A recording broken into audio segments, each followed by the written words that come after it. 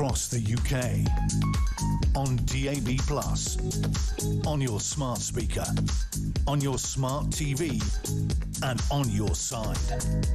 This is Talk.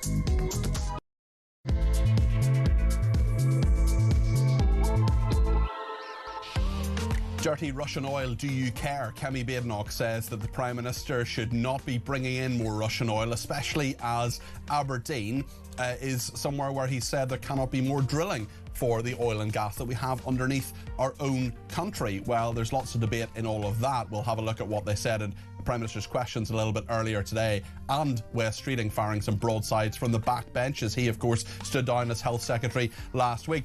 We're also going to talk about Reform UK and the Makerfield by-election. Robert Kenyon is the Reform UK candidate there, and unsurprisingly, there have been attacks on him by Labour and saying that people who he's been Facebook friends with are dodgy characters, allegedly. Lots to report on all of that. We'll talk about RAF aircraft intercepted by Russians as well. This is really quite worrying, all the different aspects of Russia, on our debate desk. We'll talk about our relationship with them.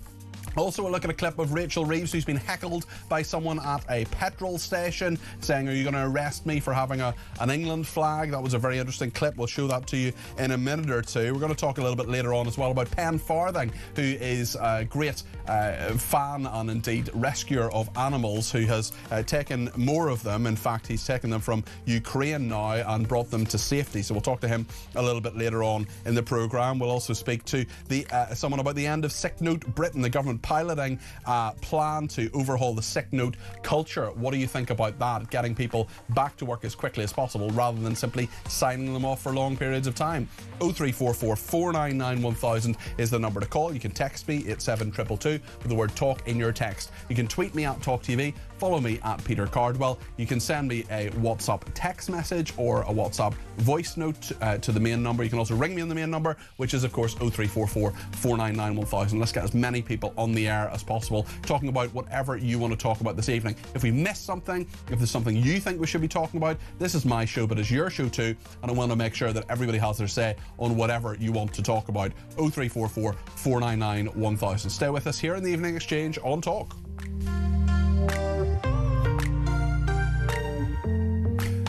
Well, as you may know, when Prime Minister's Questions is on, I'm in the studio with Julia. It's during Julia's programme. She's on between 10 and 1 Monday to Thursday, as I expect you know. And during that time on Wednesdays, not every Wednesday, but most Wednesdays, there is Prime Minister's Questions. And I'm in the studio with Julia looking through it. And there was a really quite scratchy and interesting debate between Kemi Badenoch, the leader of the Conservatives, and Keir Starmer about what to do about Russian oil. She has alleged that he is basically bringing in more Russian oil, while saying that in Aberdeen there isn't drilling and no new oil and gas drilling licences will be granted. That's certainly what Labour has said. I just want to show you a little bit of a clip of what they have said to one another at lunchtime today. Late last night, Mr. Speaker, the government snuck out an announcement that it was removing sanctions on Russian oil. So can the Prime Minister explain why oil from Russia is acceptable, but oil from Aberdeen is not? He is now choosing to buy dirty Russian oil. That money will be used to fund the killing of Ukrainian soldiers. Isn't he ashamed? I really think that to misunderstand and misrepresent what is happening, this is a very serious issue where we're working with others. These are new bans. They're new sanctions. They're new bans on maritime services on LNG as of yesterday. They're new bans on refined oil products from Russia as of yesterday. They are being phased in the same way that previous sanctions regimes have been phased in, exactly in the way the last government did, and to play party politics on Ukraine, where we have stood firm, and the only people that benefit when we play party politics in here on Russia and Ukraine is Putin. In April, Britain saw the single biggest drop in employment ever since the pandemic. Wow. That's under them. Yep. 210,000 people have lost their jobs in the last year.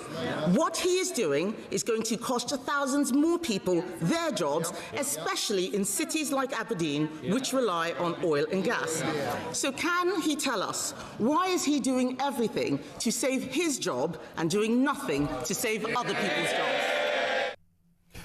Right. Keir Starmer is essentially saying, when we debate this, when we have a disagreement about what to do with Ukraine and Russia, when the consensus falls down, will that only place into the hands of Putin? Got to remember, as I always do, Dr. Holmes's law of politics. Dr. Holmes was my tutor at university, great man, I'm still mates with him, and he has a really, really good mantra, which is, if there is a consensus, it is wrong. If everybody agrees, then it's wrong. We need to question, we need to think about how these things work, we need to employ critical thinking. That's what Kemi Badenoch has done. I've criticised her on many, many occasions. Actually, those questions were good questions. Let's find out what Isabel Oakeshott, our international editor, thinks of that exchange. Isabel, you're very welcome to the programme. What are your thoughts?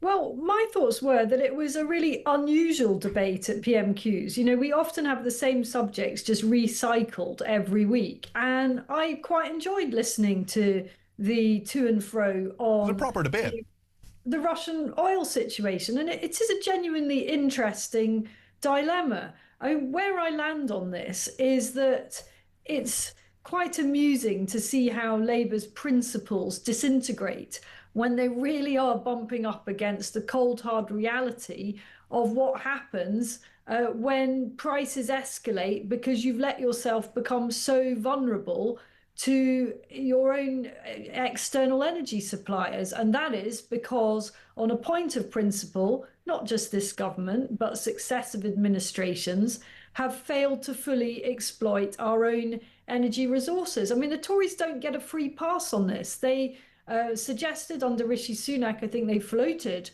the idea that they might be up for fracking. They then abandoned that because they were afraid that there might be so-called earthquakes, which basically come down to a little bit of rumbling, a little like when a lorry passes on a motorway some way away from wherever it is you might be.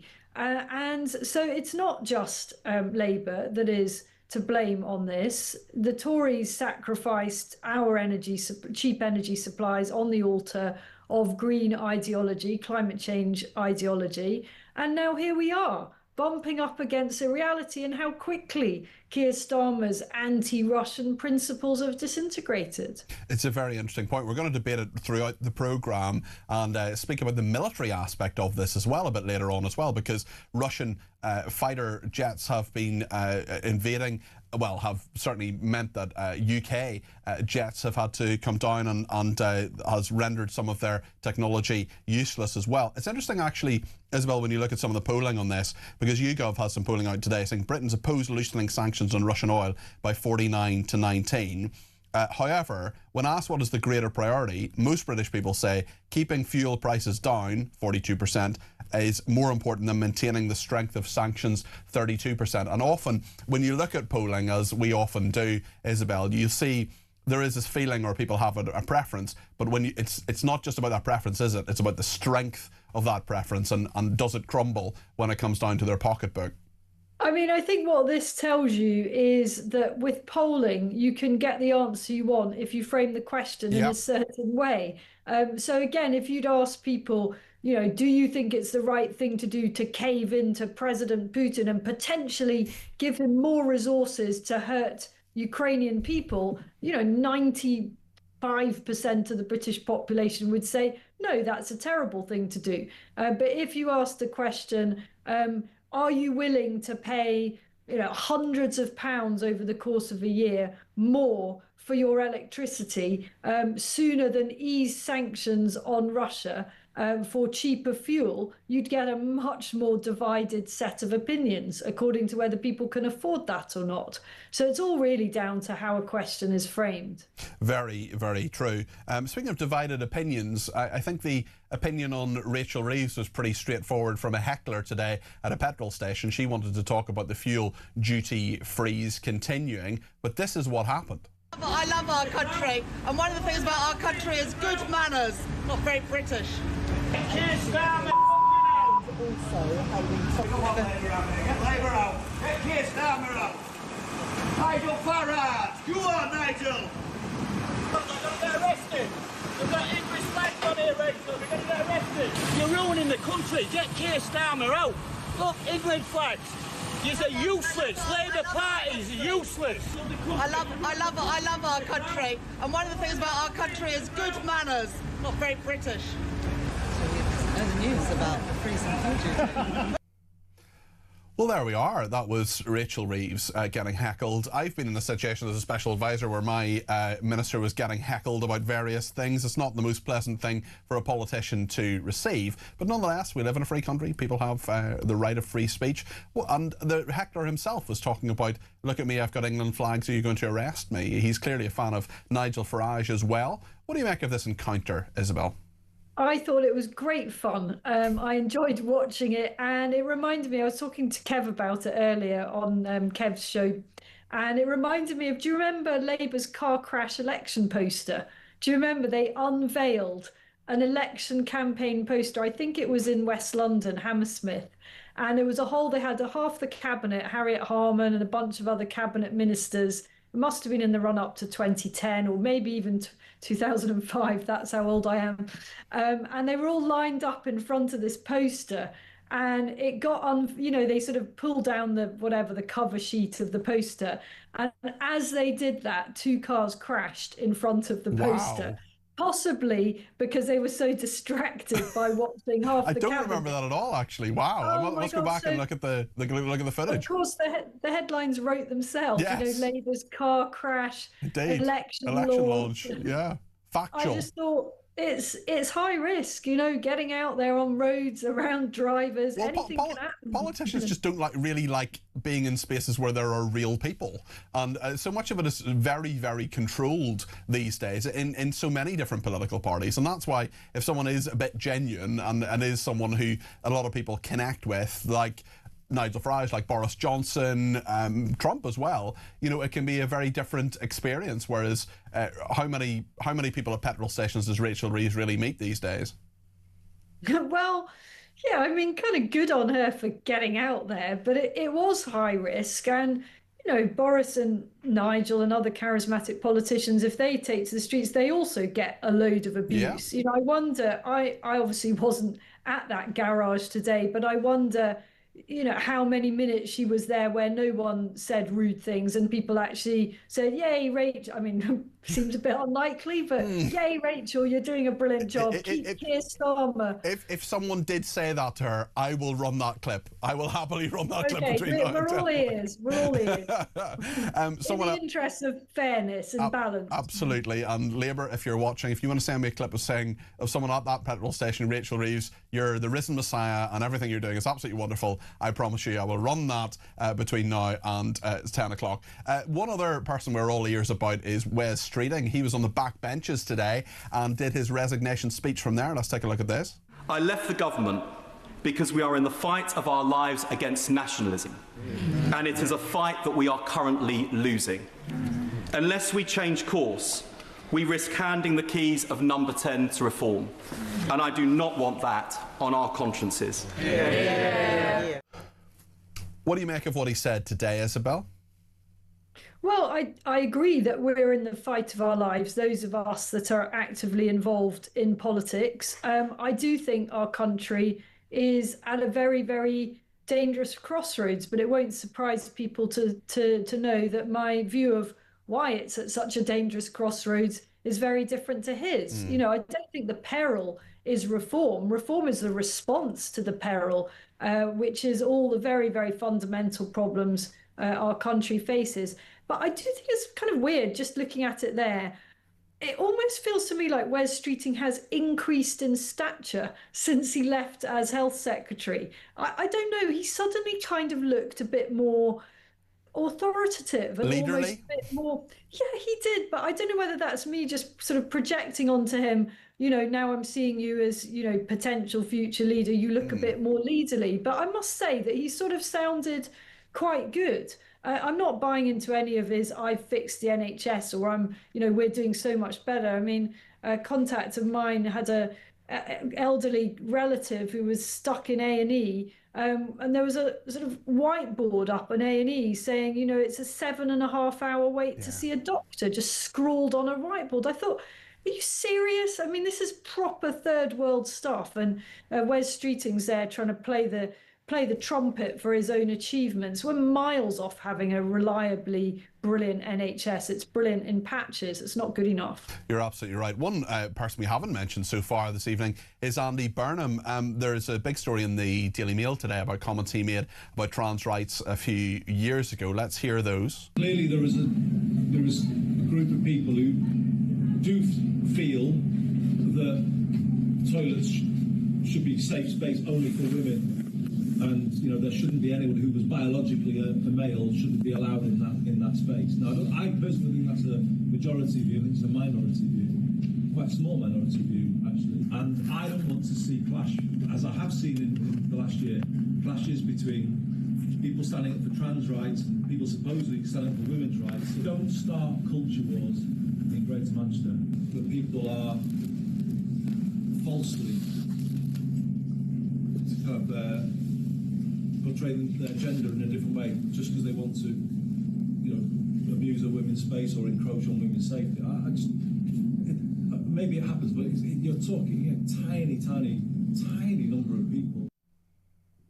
What do you make of what Andy Burnham has said? In fairness, it was 4 years ago. Maybe his opinion has changed. But, of course, Isabel, a big criticism of Andy Burnham is that he does change his opinion on a number of occasions, and he can be someone who it's like nailing jelly to a wall to find out what he actually thinks. Maybe this is what he actually thinks. Yeah, I mean, I remember when he was a minister in the Blair Brown years, we were all a little bit confused as to whether he was a Blairite or a Brownite, which sounds so historic now. And of course, it is historic, although people still use the term Blairite to refer to those slightly on the righter side of the more right-leaning side of the Labour Party. I think eventually people, having thought that he was more to the right of the party, realised that he was actually more of a lefty on the Brownite side of it. And I think that, I suppose what that illustrates is that he is able to kind of straddle the different viewpoints within the party, the different ideologies, in a way that leaves everybody quite unsure what exactly he stands for. And maybe that served him quite well. Certain particularly sensitive issues he's going to get found out on. And that is one of them. He clearly was uncomfortable with it. I could hear him pausing for long periods before he chose his words. And he knows the peril of this, with colleagues of his, ministerial colleagues that have found it so difficult to define what a woman was. So I feel that he was very uncomfortable with the subject. He was really nervous about just putting his foot in it, and he just sort of wanted it to go away, didn't he? And I think this subject has slightly taken a bit of a slip down the political agenda, and I'm so glad it has. Yeah, and the debate has changed to some degree as well. Very interesting to talk to you as always. Thank you, Isabel Oakeshott there, Talks International editor. Thanks to everybody who's been in touch as well. Lorraine says Starmer and his government are a shameful excuse and not fit for office. Blood oil from Russia is just another example of the utmost hypocrisy demonstrated by Labour, who would rather sacrifice Ukraine on the altar of their net zero ideology. They have no integrity, no principles and no morality. Peter says Reeves should show some good manners herself and resign. And Wendy says, can the taxpayer have a refund of the £21 billion given to Ukraine? And can we send back the refugees now, considering we've switched sides and are supporting Putin? Yule in Ballymena says, I'm shocked to hear support being expressed for a member of the public shouting abuse at Rachel Reeves, says Yule in Ballymena. What do you think, Yule? What should have happened in that situation? And how should Rachel Reeves have responded and done things differently? I'd be interested to hear from you. And if you send us another message, I'll say to our people behind the scenes if they could put it through and make sure I read it. One they have put through is from Sharon. And Sharon says that she is having trouble getting work experience for her son in July. She said a lot of other parents have contacts, and he wants to be a clinical psychologist. He's seen how valuable they are, but people always get knocked back. He's never had any work experience, and the school are blaming the kids if they don't get the experience. Sadly, many businesses don't want to spend time on kids, especially as they're struggling to keep going, and just don't have the time. Shutting off this valuable experience can harm kids and businesses. Can anyone help? Sharon, I don't know if your child has, if your son has any interest whatsoever in radio and broadcasting and TV. He's welcome to come in here. We can only offer 1 day, unfortunately. That's all I have within my power to offer. If he wanted to stay for longer, he could always write to our production manager, and I can help arrange that. If you give us a ring on 0344 499 1000, Sharon, and mention that I've said this in the air, he's welcome to come in for an evening, have a look around and see what's happening, if he can get to London for that. I don't know where you are in the country, Sharon, but he's very, very welcome to do that. I can't extend that offer to everybody because we have quite a lot of people coming in at various times, but Sharon has mentioned that, and it is a tough thing actually when young people are trying to get their foot in on the ladder of work, and it's very, very important to get that work experience, to know, do I like this or do I not, especially if you're making A-level choices or university choices. So Sharon, I'm happy to have your son in for 1 day if that is something that he'd be interested in, and if he's not interested because he wants to be a clinical psychologist, that's okay. But sometimes my job has some elements of psychology in it. I can tell you my mother was an educational psychologist, and a very good one at that, and she taught me an awful lot about how to evaluate people. Lots more to discuss, and we'll go to the debate desk with Ebbs Akintade and James Hodgkinson in just a second. Stay with us here on Talk, and be sure to get your call in. Use the break to let us know what you think. We'll get you on the air as soon as possible. 0344 499 1000. Stay with us.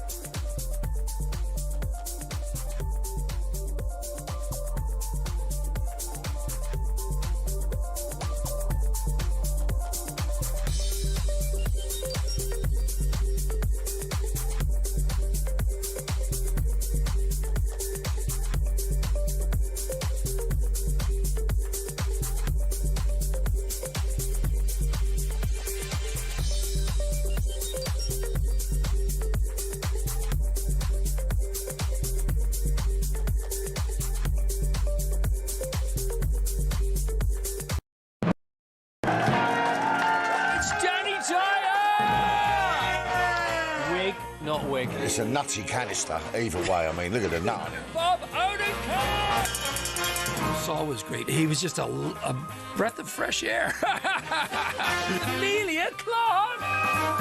Star Wars versus Game of Thrones. Game of Thrones, definitely. I'm loyal. Don't tell Alex Hassel! In season 2, a lot of us get our clothes off. You do know you did that in season 1? Exactly, that's true, yes.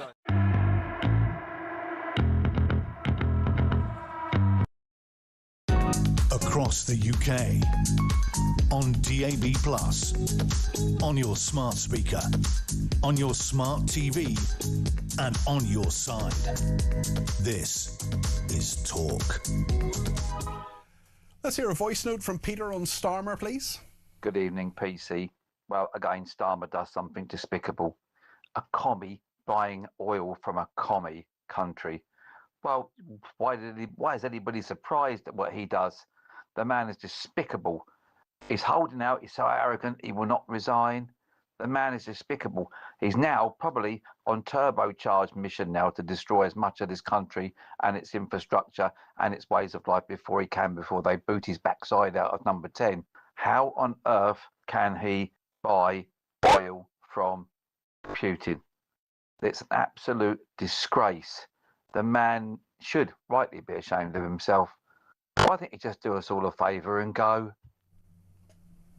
Thank you for that. Darren in Cumbria, I think, has a slightly different view. I'm not saying he's necessarily in favour of Keir Starmer. I don't think that's the case. But Darren says, I couldn't care less about where they're getting the oil from. It's costing me £40 more every time I fill up, and I do that once a week. That's £160 a month more. I'm lucky as I can afford it, but it still pees me off because this government won't reduce the taxes on fuel like the rest of the world has done. And don't get me started on our food bills and energy. Great show as always, says Darren. Well, we're going to go to the debate desk and talk about this. I'm delighted that James Hodgkinson, the Research Associate at the Adam Smith Institute, is with us again. Hi, James. Hello, how are you? Very well, thank you. And Ebs Akintade, who's political commentator, with us again. Hi, hello. Ebs. Hello. Lovely to see you. Let's just remind ourselves what happened in Parliament. Quite a fiery debate between Kemi Badenoch and Keir Starmer. We'll get some thoughts from Ebs and from James in just a second, and you as well. You can let me know what you think. 0344 499 1000. But I got pretty heated at Prime Minister's questions earlier today. Late last night, Mr. Speaker, the government snuck out an announcement that it was removing sanctions on Russian oil.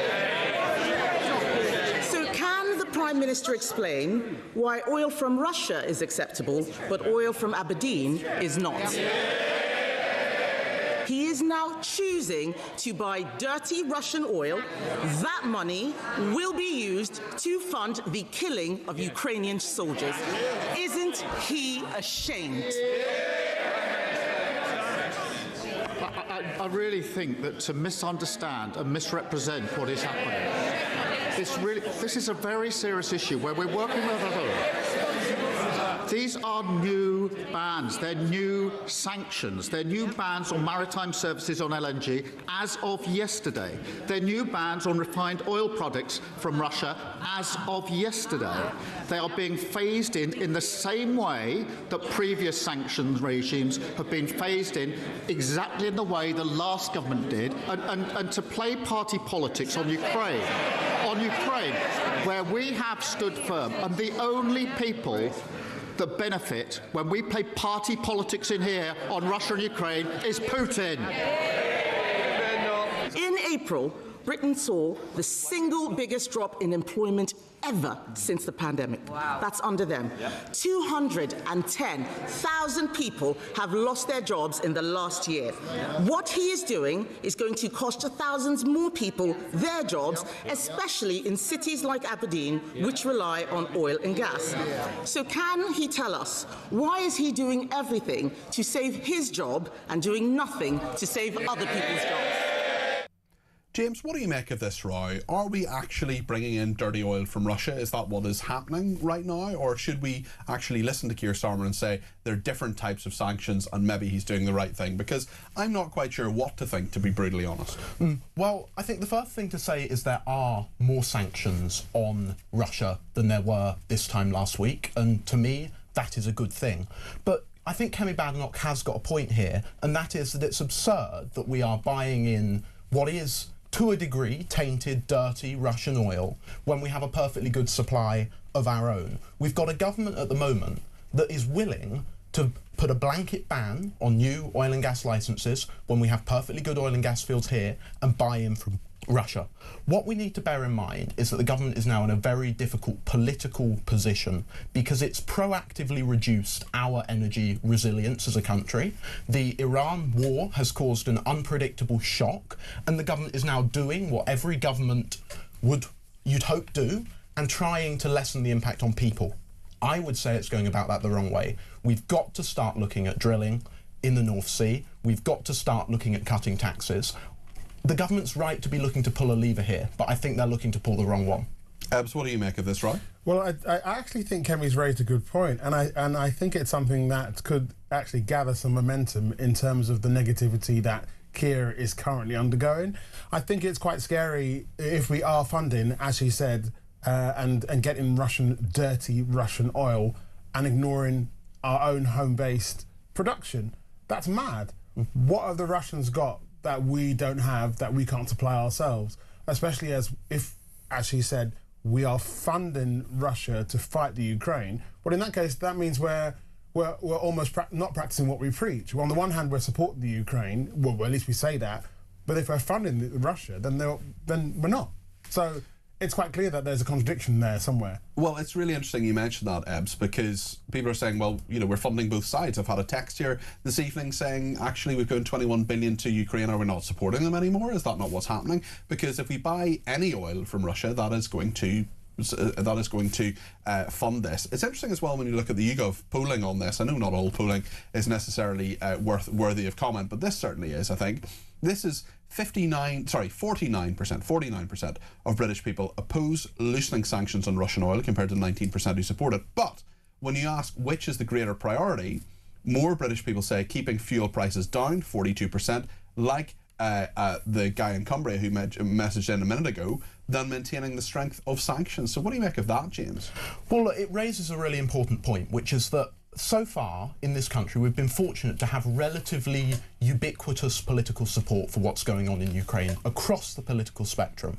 Now, if you have a situation where fuel prices rise and opponents of what we're doing to help the Ukrainians can seize onto that and go, this is a reason not to support Ukraine, that's something we've got to avoid. We need to maintain, wherever possible, political consensus on this, because actually Keir Starmer's right in that this issue is bigger than party politics. We've got to do what's in our national interest and in the national interest of the Ukrainians. What is in our national interest, Ebbs? Our national interest, I think, is to support Ukraine regardless. As I said, this is beyond party politics. This is a case of what's right and what's wrong, and we know where we lie on that front, which is to support the Ukraine. Obviously, matters have gone on where Iran has taken over in terms of headline grabbing, but we should always be supporting the Ukraine in whatever way it comes about. So this could actually chip away at the level of support that we are providing the Ukraine. And if that's the case, then isn't it happening in quite a subtle, sly way, which again is against Keir and Labour. So to raise this, I wasn't aware of this before until it was raised today. So for this to be like a headline story and something that Kenyon has raised as the opposition, I'm fully in support of what she said. What's the limit, though? I mean, at what point do you say the British national interest is above Ukraine's national interest? Because there are, of course, areas where that will be like a Venn diagram, will intercede. But it's not always the case. And when you look at our military, for example, severely depleted, our military could definitely do with 21 billion quid being spent on it. Well, yes, it could be, but then there's money needed for all kinds of things. Yeah. We know we've been pulled. But if you're supporting the Ukraine military, okay, they're at war, and it's a big thing. But our own military, we're being attacked from various sides as well. Not in the same way as Ukraine, but if we have problems in our own military, shouldn't it begin at home? I agree, but what I find most stark in this is I'm watching Keir so closely in terms of how he's defended himself, and I'm finding that his defence is quite weak. Okay. And it's almost like he can't really be bothered to defend himself. What Kemi has raised is such a good point. I don't think he's batted back as effectively as she has almost attacked him. He hasn't really defended himself. Final thought from James on this? Well, on your point about, the intersection of Ukraine's interests and our interests, at the end of the day, in effect, everything that we give to Ukraine weakens Russia. This is something that's really important to remember. If Russia win in Ukraine, there is no telling where they might go next. It's in our interest, absolutely, to support the Ukrainians to the end. Thank you to Dave in New Zealand, who says New Zealand hasn't reduced the fuel tax either, as we cannot afford it. We tried it under Labour and it just put us more into debt. Yule in Ballymena has been in touch as well about Rachel Reeves, who says, like the polite lady she is, she behaved with dignity, enjoying the show as usual, still the best on talk. Well, thank you very much indeed for that. And actually, Mary in County Down has been in touch as well, saying that Rachel Reeves played it well. What a thug, screeching at her like that. We'll play that clip again and see what James and Ebbs think about it. Let me know what you think. 0344 499 1000, whether it's about that, whether it's about oil, or anything else we're talking about this evening. Stay with us here on Talk.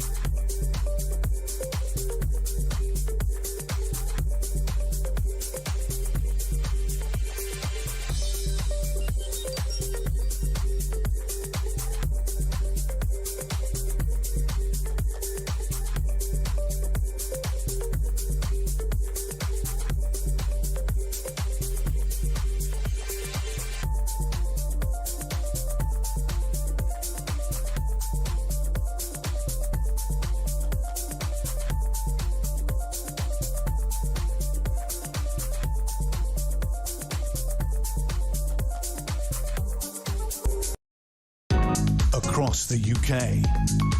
On DAB+, on your smart speaker, on your smart TV, and on your side. This is Talk. Thank you to everyone who's been in touch, including Sim in Wanstead, who says, well done for offering Sharon's son the work experience. That's okay. I mean, look, if he needs work experience, he needs work experience. And we do occasionally have people in behind the scenes, and they see what it's up to. And I did plenty of work experience when I was a nipper, and it helped me a lot. Penny says, buying our oil from Russia, letting them have such a grip on us and being able to hold us to ransom when they want is nothing short of complete madness, especially when we have so much under the sea. But Miliband, or as she calls him, Mini Brain, says no. He who is as welcome having any say in anything. And thank you to Penny for that. I'm still not going to read out what you said about something being as welcome as, because, it's 7:30 at night. George says, good evening, Peter. George in Blackpool here. In light of Bournemouth's immigration nightmare, how long will it be before we hear about vigilantes taking matters into their own hands? Well, George, let's hope that doesn't happen and people stay within the law, certainly. With Makerfield as well, Brian says, I'm sorry, a leopard doesn't change his spots. The people of Makerfield should take heed. Burnham was a rejoiner, and now he is a rejoiner. Now we're actually going to talk more about that a little bit later on Andy Burnham. But I want to talk about Rachel Reeves now, and her being heckled by this man in a van. Let's see what happened a bit earlier today at a petrol station. I love our country, and one of the things about our country is good manners. Not very British. Also, come on, Labour out there. Get Labour out. Get Keir Starmer out. Nigel Farage. Go on, Nigel. They're going to get arrested. They've got English flags on here, Rachel. They're going to get arrested. You're ruining the country. Get Keir Starmer out. Look, England flags. You're useless. Labour parties are useless. I love our country, and one of the things about our country is good manners. Not very British. The news about the freezing future. Ebbs, what do you make of this? It's so cringeworthy, and it just, I think if you were to test the temperature of the country watching that probably does reflect it. It reflects what a lot of people think. We actually have someone says it's quite Partridge. I love any reference to Alan Partridge. Is always welcome in this show. It is comedy genius. Way before your time, James. But are you familiar with Alan Partridge? Can't say I am. Okay, well, it's a sort of comedy character the BBC had. Mark in Stratford says, evening, Peter. That clip of Rachel Reeves at the petrol station was like something out of Alan Partridge. Her "That's not very British" for torture hecklers is up there with "Smell my cheese." Comedy gold, says Mark in Stratford. Was it comedic or was it actually not that nice, Ebbs? Well, her comeback is quite Alan Partridge-esque in terms of, it's not very British, or to be so rude and that kind of thing. It's a very lame comeback to what the country is feeling. The fact that she's placed in a petrol station where she is open to the elements and anyone can say anything proves that that's just what happened. And her defences are quite low because there's nothing she can say against what the public think, because she probably knows it already. I mean, someone heckling a politician is quite a British thing, isn't it? I mean, and I'd much rather someone heckles a politician than does something more sinister, and we don't want that to happen, of course. But was this funny, or was it serious, or was that guy, as one of our viewers listeners said, thuggish in what he said, or actually was he just telling the truth? What do you think, James? I get the anger, and I think if you were to put a thermometer to the country, that's about the temperature you'd get. People are upset with what's been a series of broken promises. Remember way back to the general election where Rachel Reeves said, we will not tax working people, and by stealth we've seen NICs and income tax thresholds frozen, and so people are feeling the pinch. The one thing I would say is that our politicians of whatever party stripe have a very difficult job, and actually for them going out into the public like that does take a degree of courage. And but you've got to, I mean, she was standing there. It wasn't as if it was Rachel Reeves buying, some petrol, or, getting a couple of cans of Diet Coke on a double decker. Just tell you exactly where my mind is at this exact moment. It wasn't that. She was there as Chancellor, doing a little discussion and all the rest of it, but actually and recording something for the telly. So was she fair game, Ebbs? Absolutely. She's literally out there in the elements, and there is no controlling what the public are going to say. I think it was more likely than not that someone on the forecourt would say something to her just to have a jibe, cast their opinion. You know, I don't know whether it's a British thing in general, where there's a camera, the public always feel like they have to act up to the camera. It could be on the beach, it could be on a petrol station, it could be anywhere. So when you put someone out there like Rachel Reeves, who herself has become quite the character, Rachel from Accounts or whatever you want to call her, she is fair game. And I think she probably knew that someone could say something, and lo and behold, they did. Well, as a veteran of local television, I worked for UTV in Belfast. I can tell you, if you do anything near drivers, if you're recording something, you know, where you go this da da da da da, Peter Cardwell, UTV live, etc.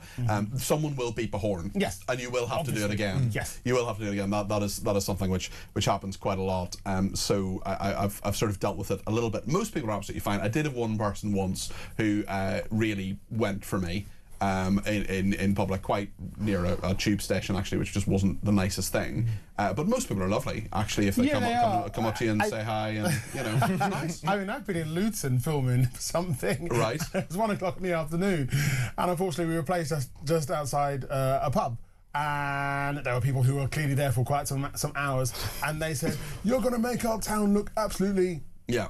And that's what they said. And it's like, well, it's 1 o'clock in the afternoon, so, I mean, you know. maybe you're doing that yourselves. Exactly. Lots of people getting in touch about all sorts of matters, including Rachel Reeves. Brian says, "Good evening, Peter. That bloke shows how frustrated people in the UK are. He spoke for millions. Just a thought, wouldn't it be great if we had something like the 25th Amendment, like the US, when the leaders go bonkers, we could get rid of them."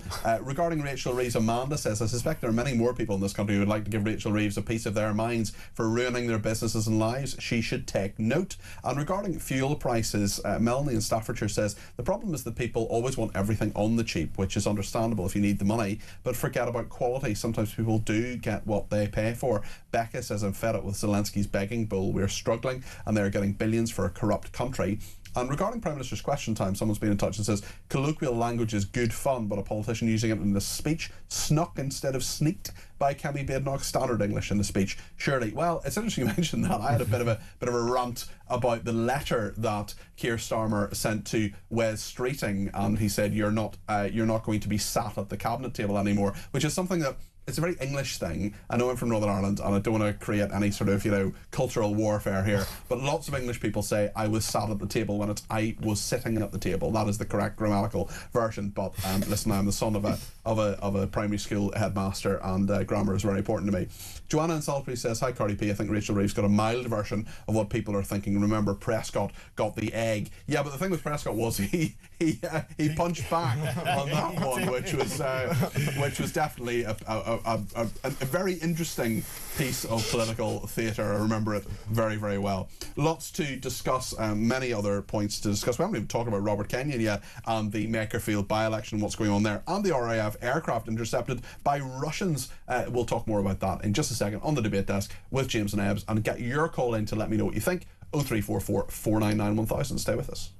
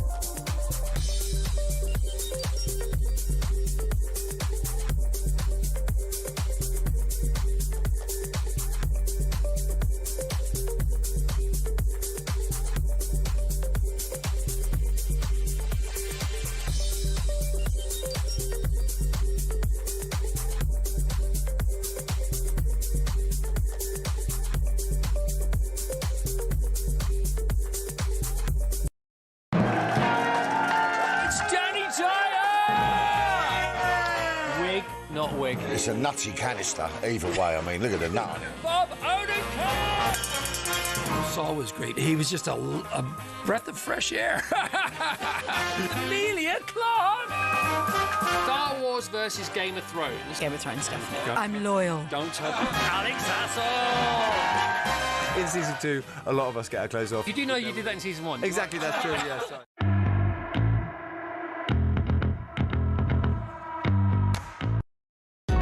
across the UK, on DAB+, on your smart speaker, on your smart TV, and on your side.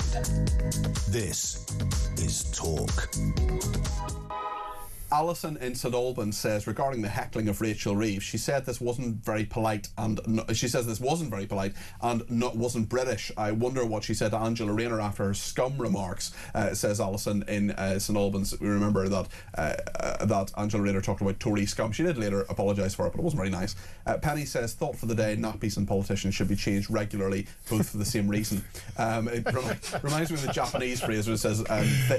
Guests and fish go smelly after 3 days. Keith in Nottingham says that the government decided in their wisdom to buy Russian fuel so Putin could put more drones and missiles into Ukraine. This should be interesting for the voters in the upcoming by-election. Not only that, how does this go down with a coalition of the willing, says Keith in Nottingham. And Don in Chancellor says, good evening, Peter. Good evening, Don. It's not surprising that Labour is attacking the Reform candidate in the forthcoming by-election about his social media friends. At least he wasn't friends with Peter Mandelson, says Don in Chancellor. It's interesting, actually. Zia Youssef, who is the policy chief of, he's the sort of Home Affairs spokesman for Reform UK, has put out a tweet. I'll see if I can just find it here, actually, where he is talking about the criticisms of, he's criticising the BBC, actually, about allegations. It simply says, BBC Politics, allegations about Reform candidates' posts are troubling, Labour says. And Zia Youssef says, highly balanced and impartial headline from the BBC as usual, what a disgrace they have become. There are questions certainly about Robert Kenyon. He has been the candidate previously. Some of his Facebook friends aren't very nice people. I must say that I don't know the political views of every single Facebook friend I have, I must say, and similarly in LinkedIn and things like that. So can he be held responsible for that? It's also deleted his Facebook profile and set up one for one as a councillor. Reform UK says that's what they wanted him to do because he's a public figure now. What do you make of this row, James? Well, I think any time you get an allegation like this, it has to be treated with some concern. As you've said, Reform have said that Kenyon didn't know these people. But at the end of the day, I think it speaks to a broader point, which is that in the age we're in now, with social media, with the internet, with AI, we're going to see a lot more of this. We're going to see a lot more stuff on politicians, especially when they're entering politics, being dragged up from the depths. So we need to sort of be aware of that. And of course, anyone who's thinking about running for any sort of political office needs to take sharp note. What I hope... Yeah. But the problem is, I don't want people who are maybe... You know, I know you're a very young man, James. I don't want people your age thinking, I'm not going to express my views. I'm not going to, be clear and say what I'm thinking. And actually, Labour have said these are serious and deeply troubling allegations, and Nigel Farage needs to urgently come clean on whether we're aware of this candidate's apparent fascist friends. I mean, someone who's a friend on Facebook, that's not an actual friend. That's just someone you know. Robert Kenyon, or maybe not even know. I have people who are friends of mine on Facebook I've never met. Robert Kenyon must also explain himself to those he seeks to represent. What is his relationship with this man? Voters in Makerfield and across Britain deserve an answer. I mean, maybe he has no relationship with him. It's interesting as well because we do... Clearly, people should be held to high standards if they are running for office. But this guy, Gary Rex, who is apparently a fascist campaigner, was a friend on Facebook. Does that matter to you, Ebbs? Does it matter to me? No, because again, as you stated, not everyone you know on Facebook is your personal friend. There's also relationships that go back years. There are people I'm friends with on social media who I last spoke to when I was at school. Yes, exactly. And at the time when Facebook started to become bigger in 2007, 2006, 2008, that kind of time, there was, we all kind of leapt on seeking out friends from the past, from school. We haven't physically spoken or seen them for a decade, 2 decades, whatever. You can't be necessarily held accountable for each of the 2,000 or 200 people or 20 people that you are connected to on Facebook. So we do have to be careful not to kind of try and seek through every single personal contact of an individual and link that person with the views of who they're affiliated with on social media.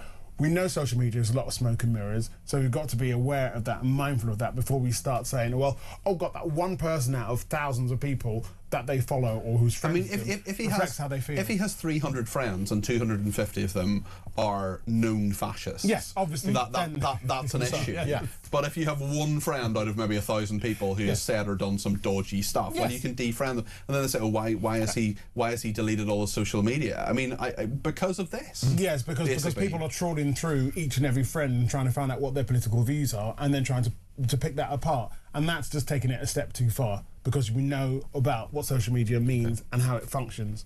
So it's just important to be mindful and careful that we don't.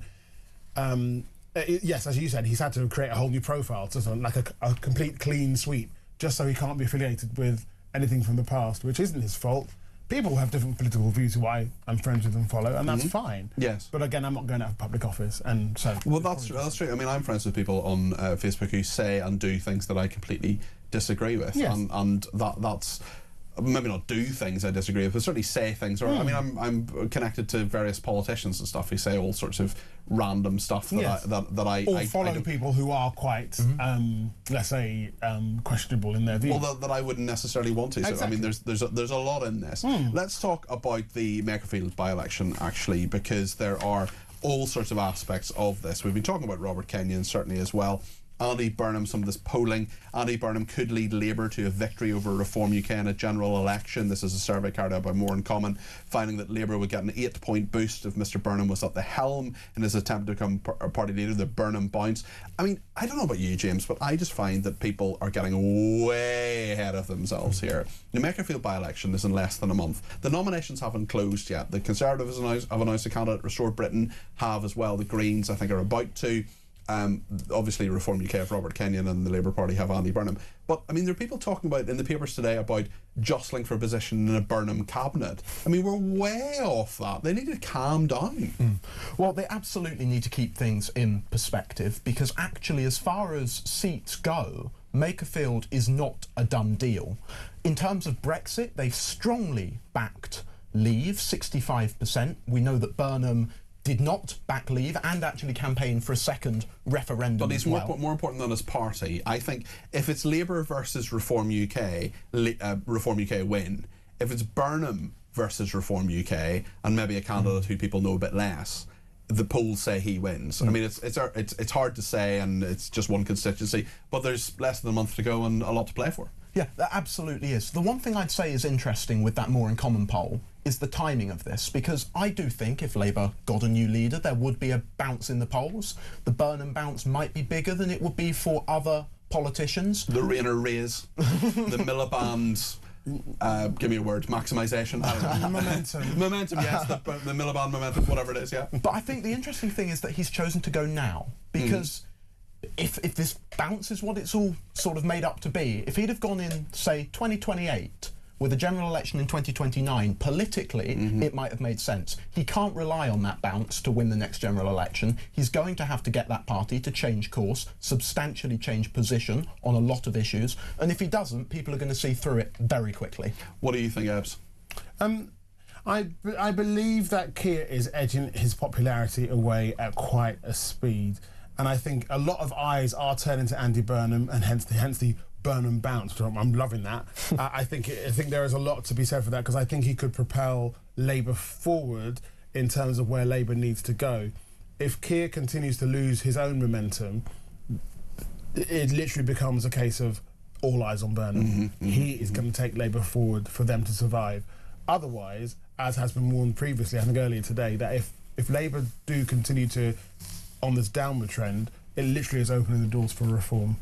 Does it matter what Andy Burnham has said on self-ID, on trans rights, this clip that's come out? It was 4 years ago. Does it matter? No, of course it doesn't matter. But you can literally imagine people scrolling through past stories that Andy Burnham has maybe said, but not said. But how can we trust what he says now if he's changed his opinion from 4 years ago? He's allowed to change his opinion. Yeah, but he changes his opinion on many, many things. I mean, how do we know what he says now? He isn't going to change his mind on rejoining the EU, for example, if he becomes Prime Minister. Well, I mean, that is another topic in which people are thinking, well, maybe that could be raised as we could rejoin, and that would be the end of Brexit. This is all far, far, far ahead in the future, and it doesn't. I think we need to be careful not to estimate what could or couldn't happen. What we know now is that Keir and Labour aren't currently working, so we're looking for a way out to continue.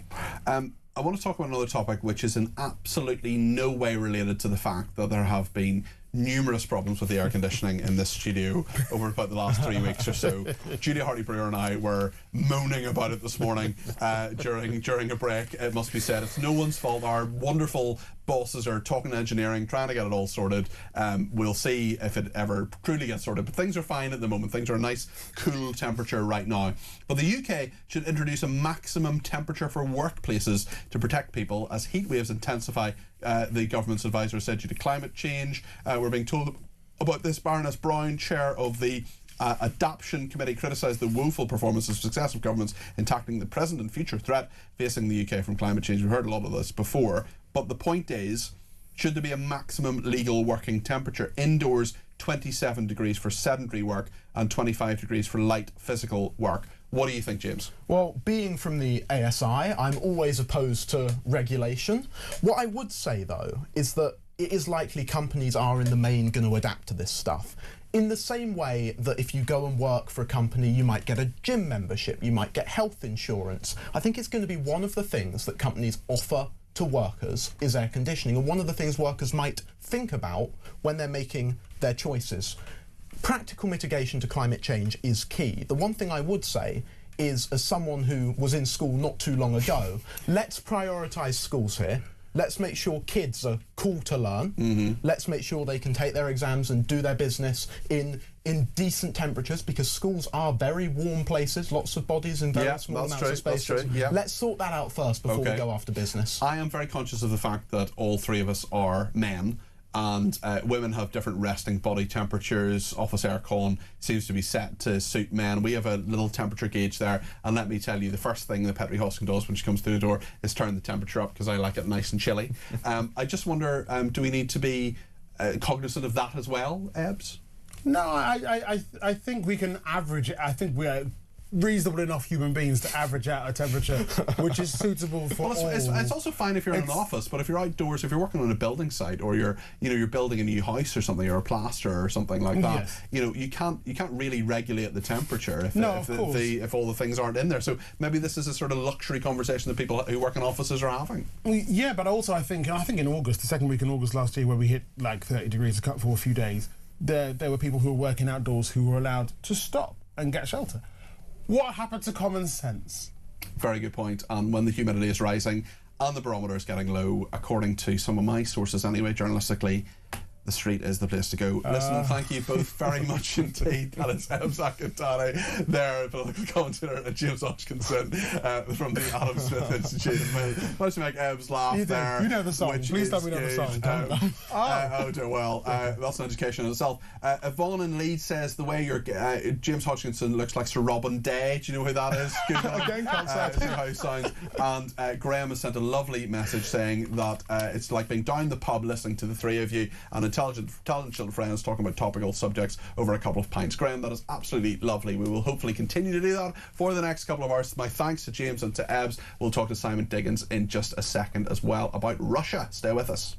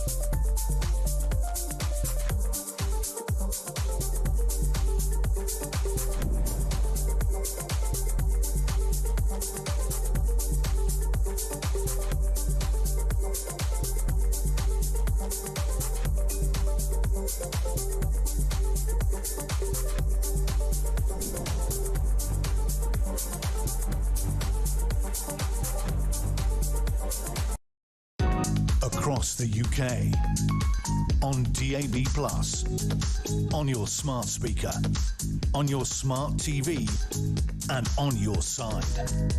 This is Talk.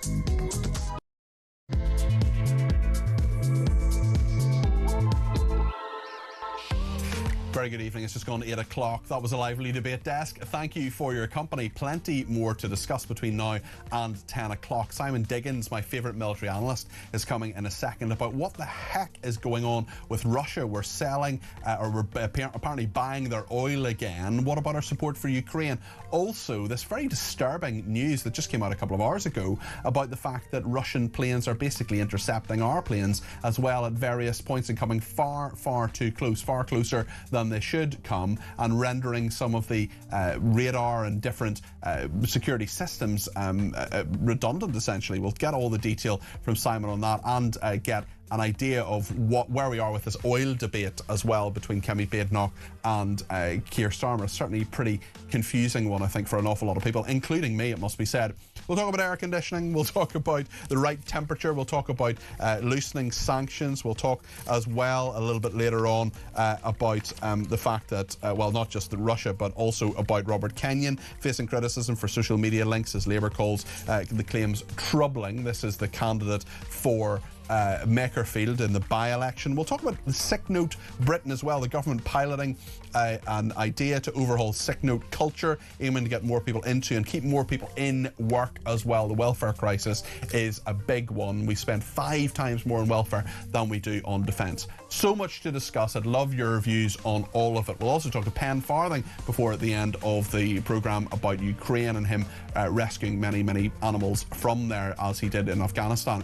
0344 499 1000 is the number to call. You can text me at 72222 with the word talk in your text. You can tweet me at talkTV. Follow me at Peter Cardwell. You can also send me a WhatsApp voice note or a WhatsApp text message, or give me a ring, all on the main number 0344 499 1000. Stay with us here on Talk.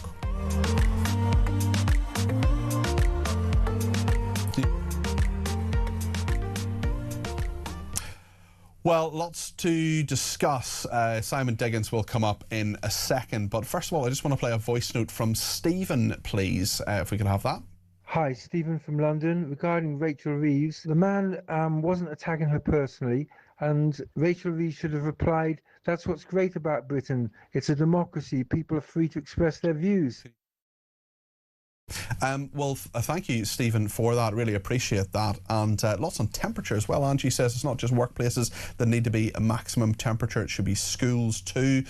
John has been in touch and from Kent and says over 50% of the cost of a litre of petrol is tax. With the cost of petrol having gone up more than 25 pence per litre, Reeves could cut the tax on fuel by 13 pence and not lose anything from the exchequer. She is screwing us over to pay for her own fiscal incompetence. We'll certainly talk about the price of oil and where we're getting that oil from in just a second, but there's some breaking news, and that is that a murder investigation has been launched following the death of a bus driver who was reportedly assaulted on Battersea Bridge. He has now died. Police were called at about midnight on Monday following reports of the incident. Officers performed emergency first aid, and the Transport for London bus driver, a 64-year-old man, was taken to hospital by London's air ambulance. The driver, who can now be named as Sergei Krajev, sadly died on Tuesday, so yesterday.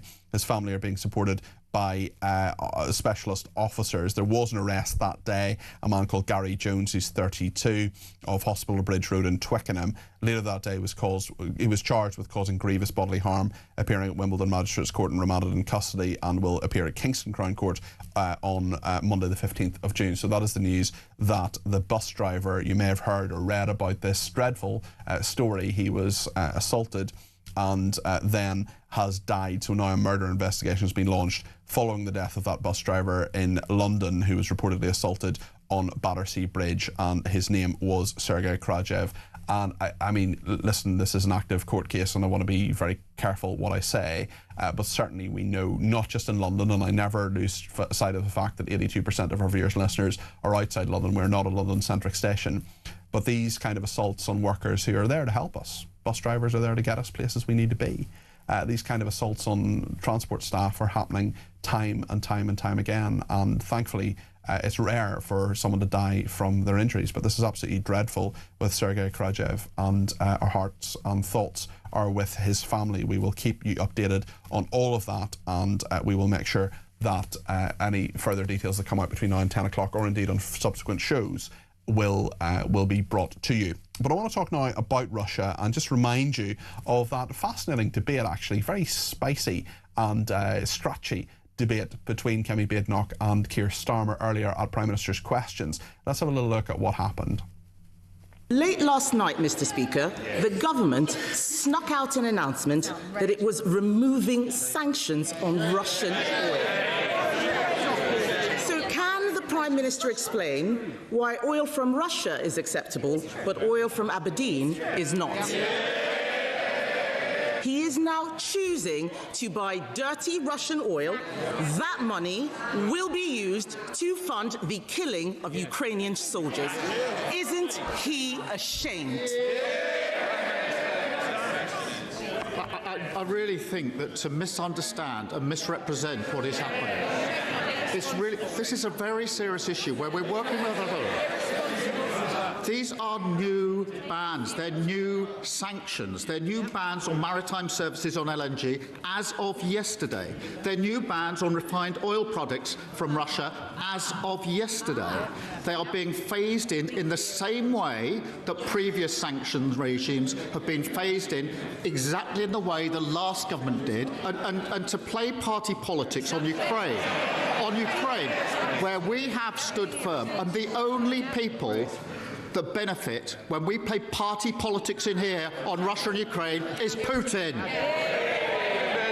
In April, Britain saw the single biggest drop in employment ever since the pandemic. Wow. That's under them. Yeah. 210,000 people have lost their jobs in the last year. Yeah. What he is doing is going to cost thousands more people their jobs, especially in cities like Aberdeen, which rely on oil and gas.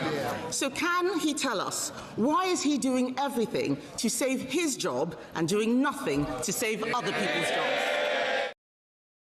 Quite a debate there. Well, the voice of reason, Simon Diggins, is with us now. Colonel Simon Diggins, who is a former senior officer in the UK Army. Simon, I'll be brutally honest here. I don't really know what to think.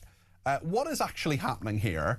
And should we be, are we betraying the Ukrainians as a result of this? Peter, good evening to you. I think it's a really complicated situation.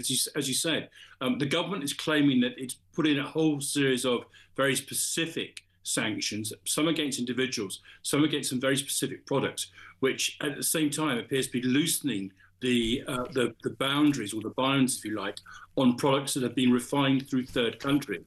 Because what happens is a lot of Russian oil does not now come directly to the West. That's been stopped by earlier sanctions. It goes to third-party countries, particularly India, and then is refined and then comes on from there.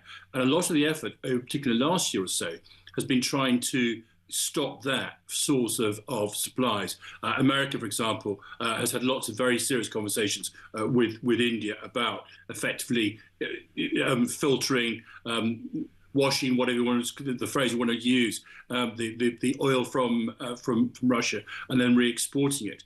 Because the government's worried about jet fuel and diesel fuel particularly, which comes from there, it's loosened the restrictions on third-party fuel, which has probably got a Russian origin, and then at the same time is putting these other specific sanctions in place. And I think both sides are effectively in a curious way right about what's going on. The issue, I think, is optics. How does this look? And I think it looks awful. And I think that's the real challenge about this. Whether it will have a serious effect on Russia or not, but how it looks to Ukraine, how it looks to the world, I think is terrible.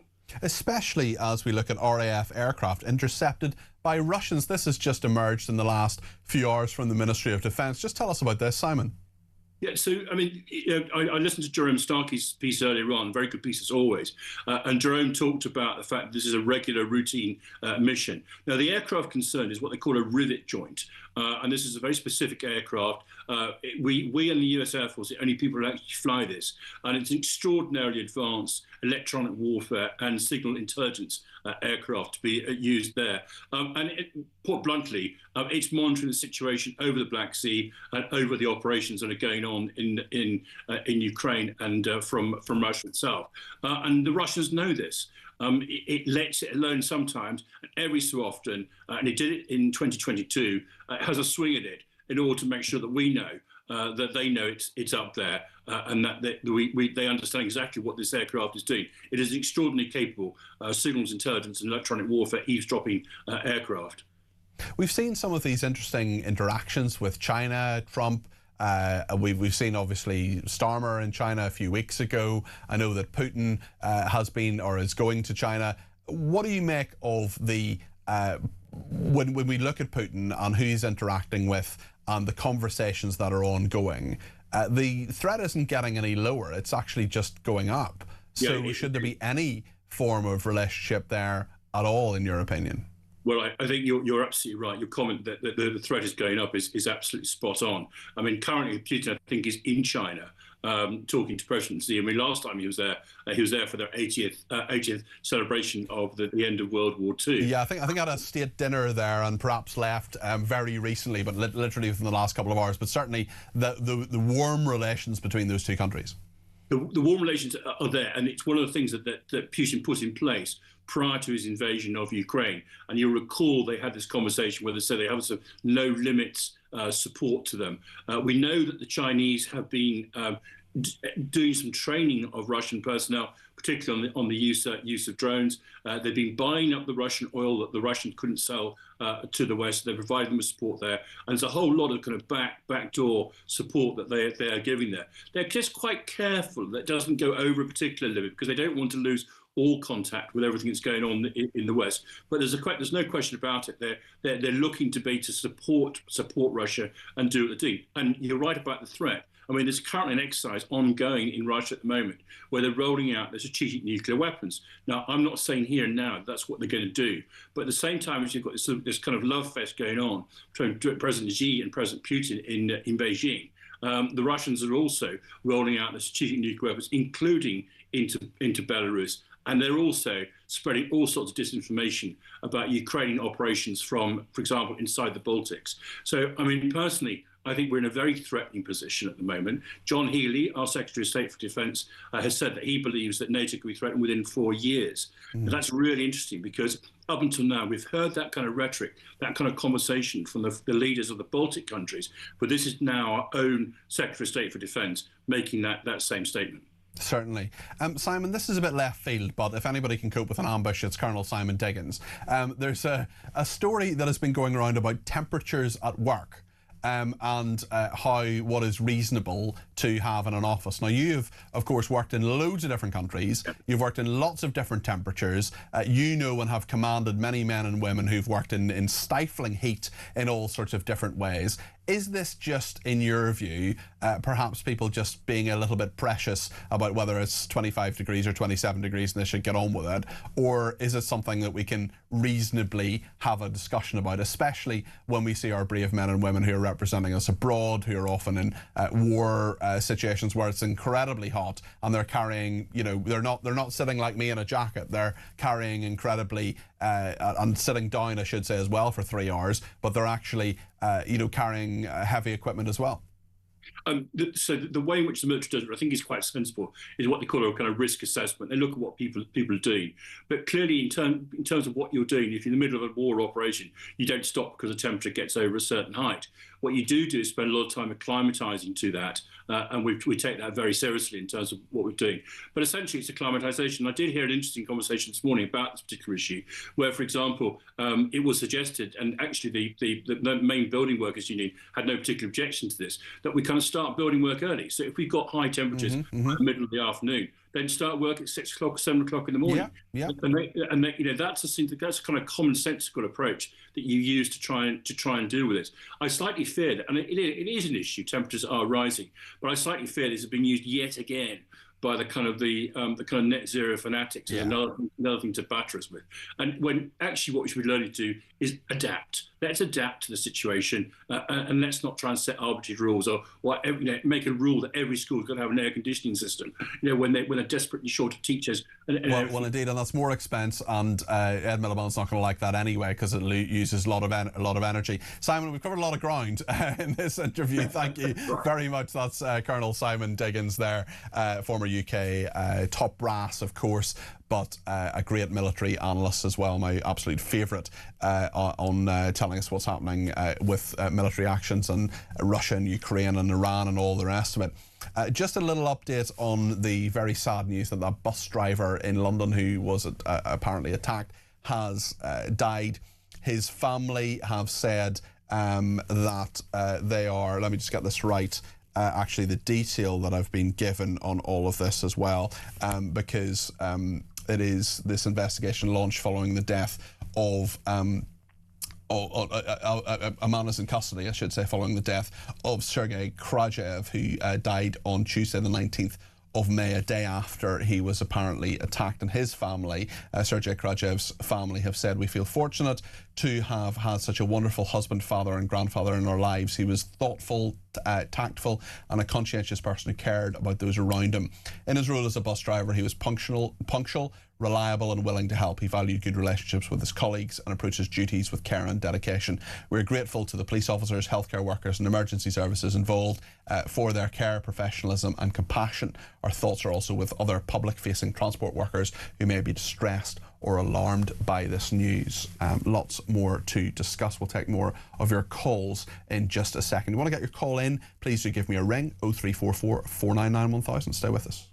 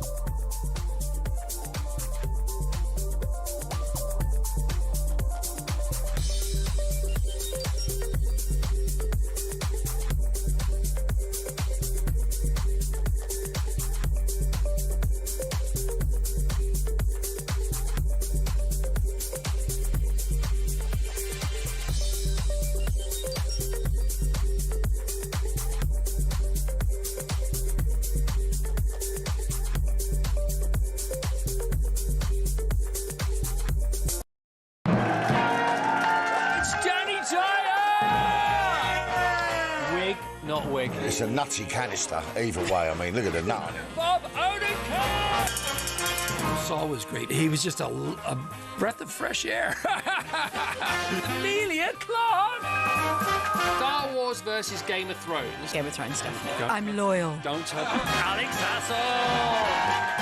In season 2, a lot of us get our clothes off. You do know you did that in season 1. Exactly, that's true, yes.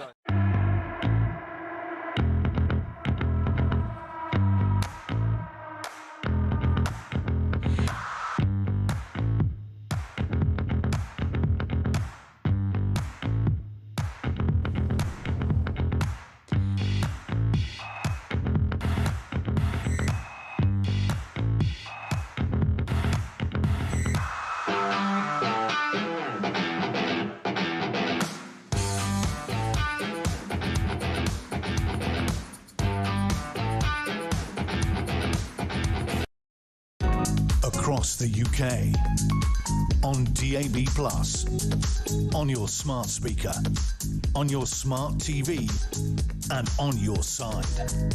This is Talk.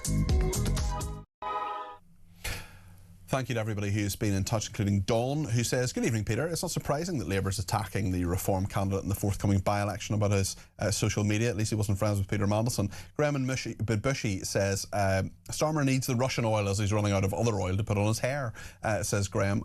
Yeah, I have this stuff. They put this stuff, I have hair and makeup they have before I come on air so I don't scare people over their dinner. And they put this stuff on my hair called Matt Clay, which I always think sounds like an American news anchor, you know, welcome to the news with Matt Clay. Margaret in Birmingham says, I was hoping Kemi would bring up the ongoing cover-up over Mandelson. That would have been Starmer really on the ropes More to come about why they're holding back until the 19th of June. Why is this? We did talk about that yesterday, Margaret, but it's well worth posing the question again today. Margaret in Birmingham there, who says she loves the London backdrop behind me on the screen. That is the great work of our graphics team, certainly, and I'm very lucky actually for lots of reasons, but when I look out we're on the 17th floor here at Talk Towers, and I look over the London backdrop, so I would argue it's actually an even nicer thing, especially on a beautiful evening like this evening, to look at the river and all the rest of it. It's a really, really beautiful building. We're very privileged to work here. Amanda in London says, do you know if the UK intelligence services would have access to the unpublished Mandelson files before they are redacted? If so, could that be the reason for the delay? Well, they will, but Amanda, the point is, I suppose, that the government's releasing them. The Intelligence and Security Committee is going through them to see what the government wants redacted and what should be redacted. Redacted, of course, just means blacked out, basically. The question is, I mean, I'm sure nobody wants anything that would put our national security in jeopardy to be in the public domain, but there are a lot of embarrassing things that don't put our public, our sort of persona or our national reputation necessarily, they don't paint us in a good light. But should they be in the public domain? It's a big debate, and that's what they'll be having behind the scenes there, Amanda. Ernie says sanctions are put in place for a reason. They're not handed out willy-nilly. They are put in place because some things or someone is doing something seriously wrong. To break them is to be complacent with the wrong ones. Yvonne also says, the video in Leeds, where I live, is brilliant, as that is what any normal person is thinking, especially in Yorkshire. And the person who thinks she's a thug needs to join, or sorry, he's a thug, the person this is... who is criticising Rachel Reeves needs to join the real world priceless. I know there'll be some viewers and listeners who've just been joining us since we've been discussing this, so I just want to show this heckler again. This is Rachel Reeves. She's at a petrol station doing a little government video. Heckler in a van, walking across the forecourt, has a few choice things to say to the Chancellor. This is what he said. I love our country, and one of the things about our country is good manners, not very British. Also, come on, Labour out there. Get Labour out. Get Keir Starmer out. Nigel Farage. Go on, Nigel. Look, they're going to get arrested. We've got English flags on here, Rachel. We're going to get arrested. You're ruining the country. Get Keir Starmer out. Look, England flags. You're useless. Labour parties are useless. I love our country, and one of the things about our country is good manners, not very British. Know the news about the freezing future. What do you make of that? Rachel Reeves heckled today in Leeds. That is, her constituency is actually in Leeds as well. 0344 499 1000. The Guardian reporting this evening, it's just broken that Burnham's allies, Andy Burnham's allies, say he will back Shabana Mahmood's changes to the immigration system. One source told the paper, we need to tell a positive story about the contribution of migration to our country, but we cannot do that unless people trust that the people they vote for have control over our borders. Well, we'll get analysis of that in a minute or two, but I want to take some calls first. Tony is in Cheshire and has given me a ring about this issue about Russian oil. Tony, what do you think? Well, there's a bit of a dilemma, really. I think I've listened to a lot of calls coming saying, oh, drill the North Sea, drill more oil. I think what we're forgetting, the point is that we don't have the capacity for refining. So in this country. Okay. So the bit regards Starmer was completed and finished products. So you're not importing oil, i.e. crude, you're importing finished products, whether that be diesel or jet fuel, because we do not have the capacity in the UK to refine enough diesel and jet fuel to satisfy the economy. Do we have to get it from Russia? Well, no, I don't agree with it. I totally disagree with the fact of taking it from a third party of refined Russian crude oil. But I think a lot of callers are sort of saying, well, we've got oil and gas in the North Sea. We have. But what that does is... Are you saying, let me just get this clear in my head, Tony. So you're essentially saying, look, we have the crude, we have the stuff that comes out of the ground, but we don't have the capacity to refine as much as we need to keep our economy going. We need to import the refined stuff, but the question is, of course, whether we import that from Russia or from other places. That's right. It's called a balance. Yep. And refineries can produce jet fuel, components to make petrol, etc. But you can only produce so much because you've got capacity issues on shore and exporting and importing. So you find that we import and export at the same time, depending on what refineries can actually produce at the time. Depends on what crudes they're producing. You know a heck of a lot about this, Tony. I really appreciate you giving us your expertise. And I know you're a new caller, so I appreciate you ringing in. You also sound as if you might be on the move yourself at the moment. I mean, have you noticed when you fill up your car, your van, that it's getting more expensive? Oh, it's ridiculous. It's an absolute ridiculous farce. I mean, I run a hybrid car and a diesel van. I mean, the other day I filled my van up is £114. Crazy. From about £80 to a maximum fill to 114. It is ludicrous. So when you consider how much tax is paid on it. Well, exactly. The tax is the issue as well. What should we do? How can we're in a globalised economy. The Straits of Hormuz is meaning that oil prices have gone up. The Iran war is a big issue there. What should the government do to help people like you who are trying to get a van on the road there? Is your business presumably is related to that van? No, it's not actually. To be fair, I do work in the oil industry. Oh, okay. So you know the score. But I think there's a sort of like a misconception. Me personally, I think you can drill, get the licenses out to drill in the North Sea to basically use our reserves. Mm-hmm. Then why not use the profits from their reserves for the green agenda? Okay. Very, very interesting points, Tony. Give me a ring anytime, Tony. Really appreciate that call, and a lot of expertise in that call as well. Really interesting to hear from him on that. Peter's in Manchester has given me a ring on 0344 499 1000. Peter, go ahead. What would you like to say? You're very welcome to the programme. There's so many things I would like to say, but first of all, today I read in the Metro that someone had published on Station X that maybe it was an idea that the King should start stepping and letting some of as many palaces to put these people up in. Well, it's a very interesting idea, and certainly we know that Prince William is selling off something like a fifth of his land in the Duchy of Cornwall and putting that into homelessness projects. But do you think yourself that those palaces should be used to house homeless people? Yes, definitely. I think it's about time that the King stepped in and played their part. I mean, the common taxpayer are not really able to continue to afford these immigrants. It's a fair point. Listen, thank you for it, Peter. I appreciate it. There's a lot to discuss in all of this, and we will get to the politics in just a second. But I want to tell you, just before we go to our break, about the FIFA World Cup 2026. It's almost here, of course, just days away. And thanks to Adidas, the tournament's official match ball supplier, our friends at talkSPORT are giving you the chance to be there. Adidas is sending you and a friend to Dallas to see England versus Croatia live on the 17th of June with return flights, accommodation, spending money, tickets, and your very own Adidas official match ball try-on. Be at England's first game in the FIFA World Cup at one of the world's best stadiums. Ready to get that winning feeling? Here is how to enter. Get ready for that winning feeling. For your chance to win, head to talksportwin.com or text TALK to 83338. Texts and online entries cost £2.50 plus your standard network rate. Or call 0343 418 7260. Lines close 1st of June 2026 at 4 p.m. That's when you'll need to answer your phone if it rings. 18 plus UK residents only. This is a network promotion. See full terms and conditions at talksport.com/win. So for your chance to win, text TALK to 83338 now. Full T's and C's at win.talk.tv.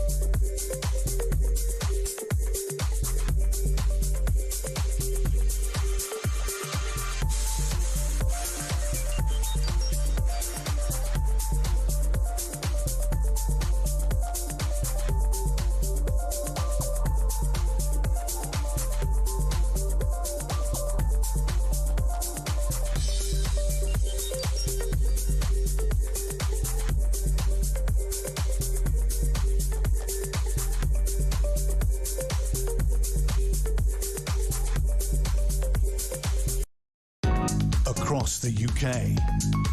On DAB+, on your smart speaker, on your smart TV, and on your side. This is Talk.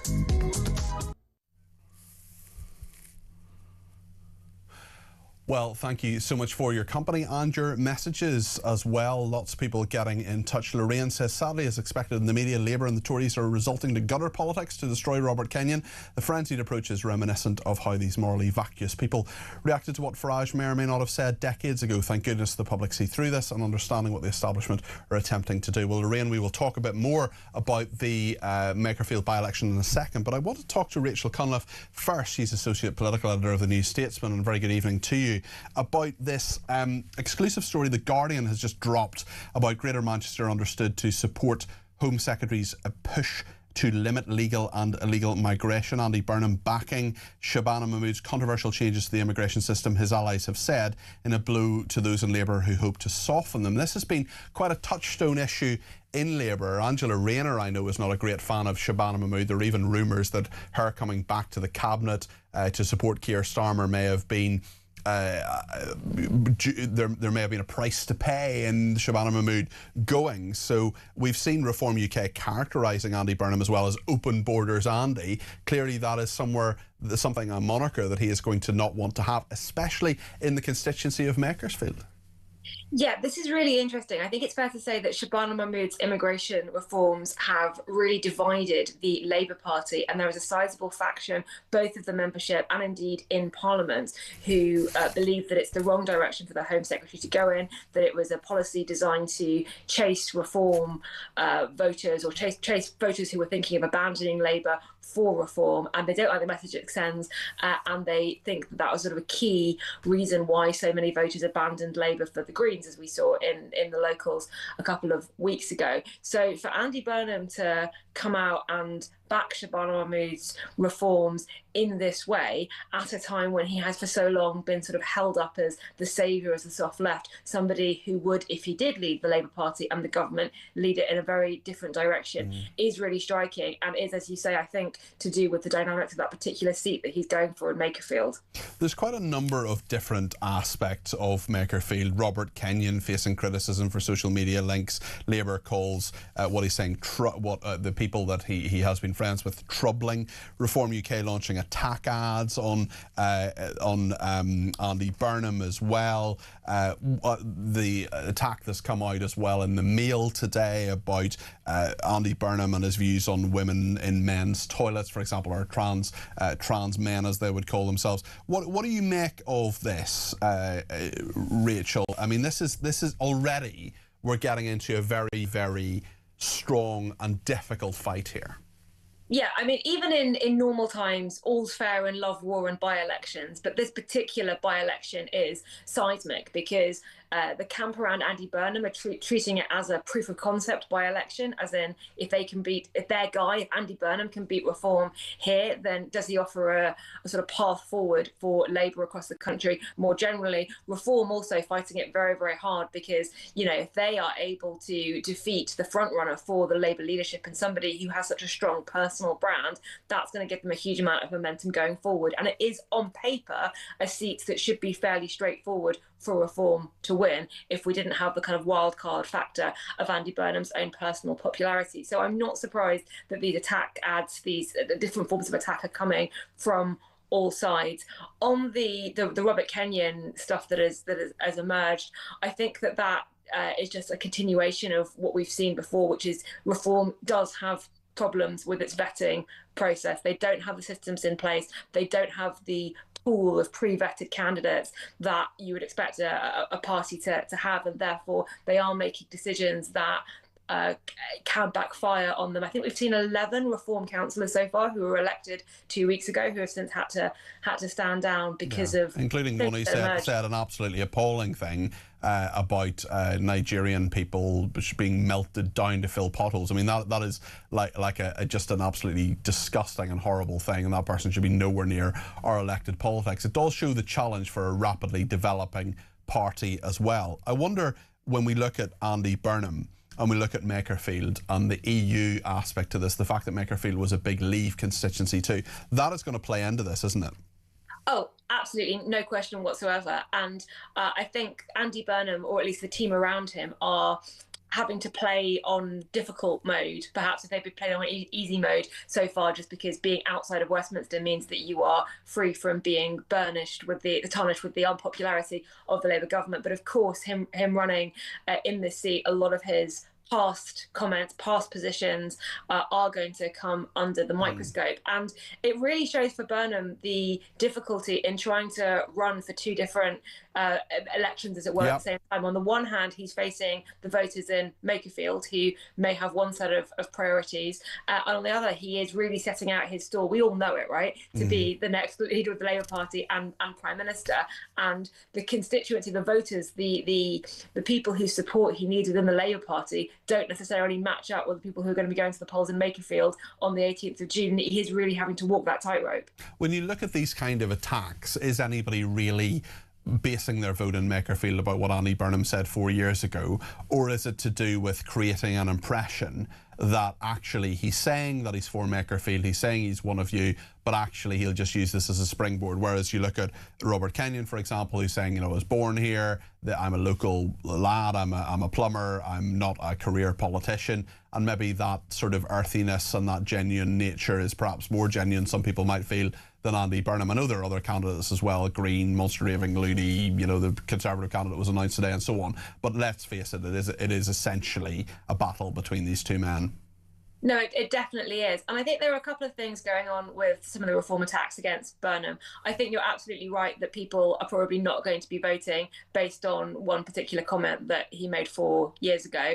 But partly this is also about sending a message that he's not invincible. You know, as I said, because he's been outside of Westminster, his past positions, his past record, 16 years in government under in Parliament and serving in the governments of Tony Blair and Gordon Brown, that hasn't really been scrutinised the way that we have had sort of endless scrutiny about various runners and riders within Parliament. So I think it's sending a message that, you know, you're not going to have as easy a ride as you have so far, Andy. But, you know, I also think that he's going to fight back really hard, and he kind of came out preemptively, Andy Burnham, with an ad himself, a video yesterday that was unlike any by-election campaign ad I'd ever seen. It was very much a sort of pitch to the country. So I would say that he is probably preparing for this, and he does seem up for a fight.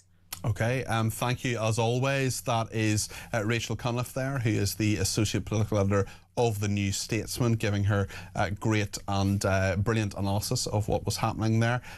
Let's hear a voice note now from Sadia. This is on the bus driver attack. That bus driver very sadly died after that attack that happened. Sadia has a voice note on this.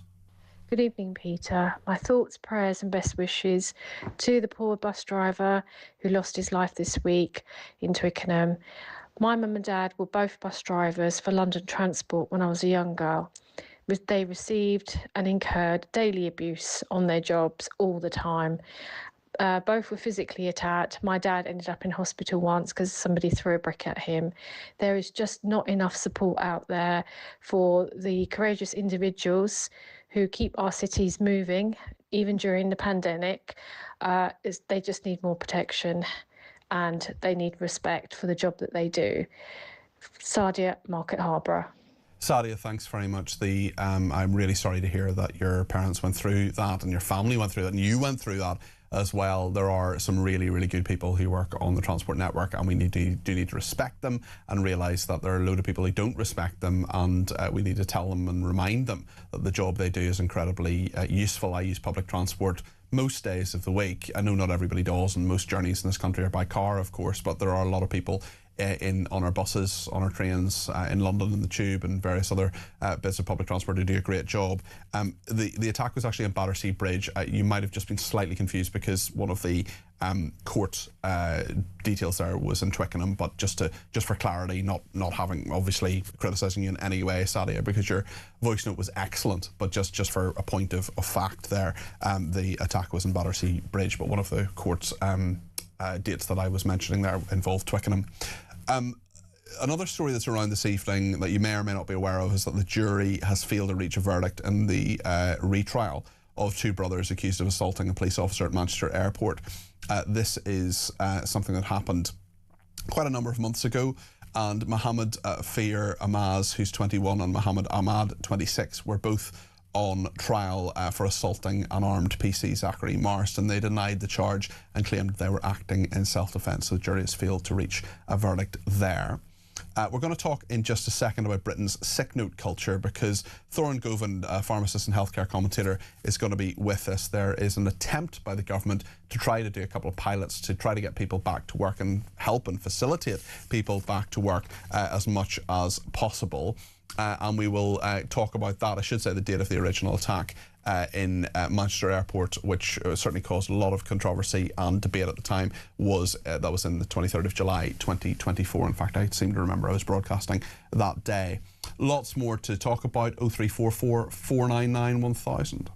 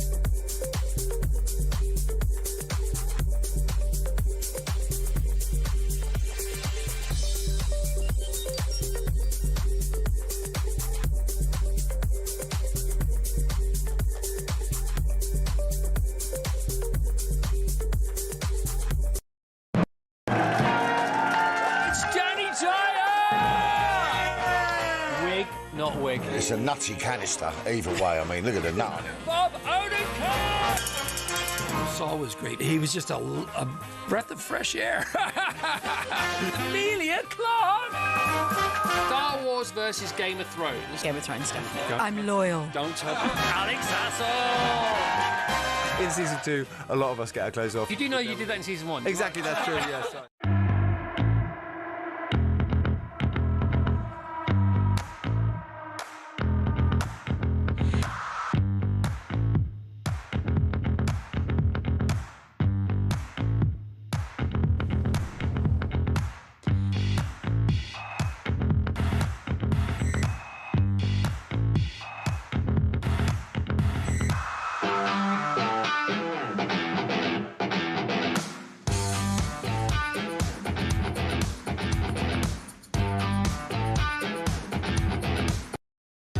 Across the UK, on DAB+, on your smart speaker, on your smart TV, and on your side. This is Talk. Just a bit more on that trial of the two brothers accused of assaulting a police officer at Manchester Airport that happened in July 2024. The case now, they've failed to reach a verdict in the retrial. There's a trial and then a retrial. The case has now been adjourned to the 29th of May to give the Crown Prosecution Service time to decide whether it wants to seek a third trial, because the second trial, the one that's just happened, the jury has failed to reach a verdict. The judge told jurors, you are, as I'm sure you're aware, not the first jury to consider this case. You're not the first jury to fail to reach a verdict in relation to this particular count. I don't want you to feel in any way that you have failed. The prosecution will now consider their position and decide whether they want to ask the judge, to have a further trial, which will be unusual but not unknown. So there is more to debate on all of that legally anyway, and we'll be careful what we say at this point, because of course we want the law to run its course. I want to talk now about sick note culture in Britain, because the welfare bill, 5 times what the defence bill is, and something we've talked about quite a lot is not just the scale of that, but how you get people back to work. I say this every time, but I just want to make absolutely clear, I am not now or at any time going to have a go at anybody who is genuinely disabled. There are people who are off work for too long, there are people who should be off work, and there are people who need to get back to work and are swinging the lead, or perhaps don't know how to get back to work and need to be facilitated in order to do so. GP fit notes declaring people unable to work are going to be replaced with support to help people stay in their job. This is a government pilot scheme. GPs in 2 areas of England are going to refer patients for support alongside fit notes, while 2 others will stop issuing fit notes entirely. The government says the current system is broken, and more than 11 million fit notes are issued every year, with the numbers increasing since the COVID pandemic. Fit notes are approved when someone is unwell or cannot work for more than 7 days. Well, Thorin Govind is a pharmacist and healthcare commentator and joins me now. What do you make of these pilots? Could we finally get a few people back to work who should be back to work? Because there are people who have these fit notes, or a sick line as they used to be called, that are running for a very long period of time, and a lot of people sort of become, I would imagine, institutionalised when they're off work. I think this is a really positive step forward, and the fact they're trialling these in different ways. So in some cases, the GPs will continue to issue the fit note first, and in other cases, it's going to be a direct referral to a support service. So I think we need to see how we can change, I'm going to say, this culture. I don't want to, again, demonise people who do need these, but it should be about supporting people back to work, not signing them off from work. Yeah, that's a very fair point. I mean, what support should people be given if they're off work for, especially for a longer period of time? And they might think, look, I want to get back to work, but I'm not really sure kind of how I can do that, and just rely on the GP to keep those sick lines coming.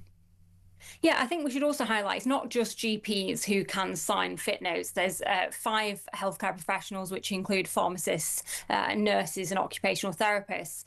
I think we need to have a look at this system in its entirety, because if you are signing someone off work, and we know that 9 out of 10 of these just end up with a simple not fit for work, we're not thinking about how we can support people. You know, if you are depressed and struggling and needing antidepressants, you will also be really benefiting from going out and meeting people and also engaging with the public. You know, I don't think sitting at home on your own is going to particularly benefit the majority of those people. So I think it's about the very specific condition that we're looking at here, and there's a wide variety covered by a fit note. But I think it's all too easy to give someone a fit note and not to really recognise them as an individual. Yeah, it's a really interesting point. I mean, you're a pharmacist. People come to you presumably to ask for these fit notes. How do you approach that? How do you deal with that? What questions do you ask? Okay, so to be able to provide a fit note to someone, it has to be in the scope of our practice, and we need it to be able to see a number of things, including their records. We've got to be comfortable with that. So there are pharmacists, perhaps in a GP setting, who will support with fit notes. In a community pharmacy setting, it would be less of a case, but we do get questions about accessing them. They would tend to be referred to their GP practice, where there is allied healthcare professionals there as well. But I just think, even seeing this in a community pharmacy, the range of conditions that we are seeing and the support that people are not getting, because again, I always say it's not just about medicines, which shouldn't ever be just about providing medicines to someone. I like the fact that we're now talking about social prescribing and other services being engaged to support people. Just tell us about social prescribing. I mean, I have an idea what that is, of course, getting out and about, maybe doing some exercise. Have you done it yourself? Is that within the scope of what you can prescribe? Well, in a community pharmacy, we can definitely encourage people to think about other services they can engage. In some areas, there are more formal arrangements, but social prescribing can be something like encouraging someone to go and connect with their local park run. It can be something like connecting with a local charity. I think we have very perhaps regimented ways of thinking about prescribing, and prescribing shouldn't be just about medicines. We've got to look at the evidence-based medicines, but also all the other ways that we can support patients. The nature of work has changed a huge amount. I talk about this every now and again, Thorin, when I'm on my shows, and there are people who can do some work who don't necessarily, you know, people talk about work from home quite a lot. I mean, there are people who may be unwell, but they can do maybe a few hours of work a day. We often have things like phased returns, people who go back to work maybe 1 day a week, then 2 in a couple of weeks, like that. And I just wonder, the flexibility of work has changed dramatically in the last 5 years. Not for everybody, not for waitresses, not for plumbers and blasters and security guards, but for a lot of people, work has changed. I just wonder whether you think this fit note culture and the changes to it should adapt to that as well. If people can do some work, surely they should do some work. It doesn't have to be all or nothing. Agreed, and that is exactly what they should be suggesting. But I also think the changing nature of work has been double-edged in a way. So people may find that actually they're doing more, having more caring responsibilities because they effectively don't leave the house. They're doing their day job, but they've also got caring responsibilities. So I don't think it's just as simple as flexible working helps everyone. There is a requirement, of course, by employers to make reasonable adjustments. So, you know, if anyone here was listening to this and thinking, I don't really know what I should be doing, I think you need to be thinking about approaching your healthcare professional, but also any adjustments that even you could suggest in your work environment too. Yes, very, very interesting stuff. Listen, thank you. That's Thorin Govind there, who's a pharmacist and healthcare commentator. Really appreciate your views this evening. Just a bit more detail now on the different trials in regard to these brothers who may, in theory, go to a second retrial, so 3 trials for the Manchester attack. And at the previous trial last year, the younger brother, who is Mohammed Fahir Amaz, the 21-year-old, he was convicted of assaulting a passenger on his flight, a man called Abdul Karim Ismail, in Starbucks, and of assaulting 2 police officers, PC Ellie Cook and PC Lydia Ward. But this trial, the one that has just, where the jury has failed to reach a verdict, was for a separate assault, a separate alleged assault, I should say, on an armed police officer called Zachary Marston. So the younger brother of the 2 was found guilty of assaulting 1 member of the public and 2 police officers. But today, both he and his brother were on trial for assaulting a 3rd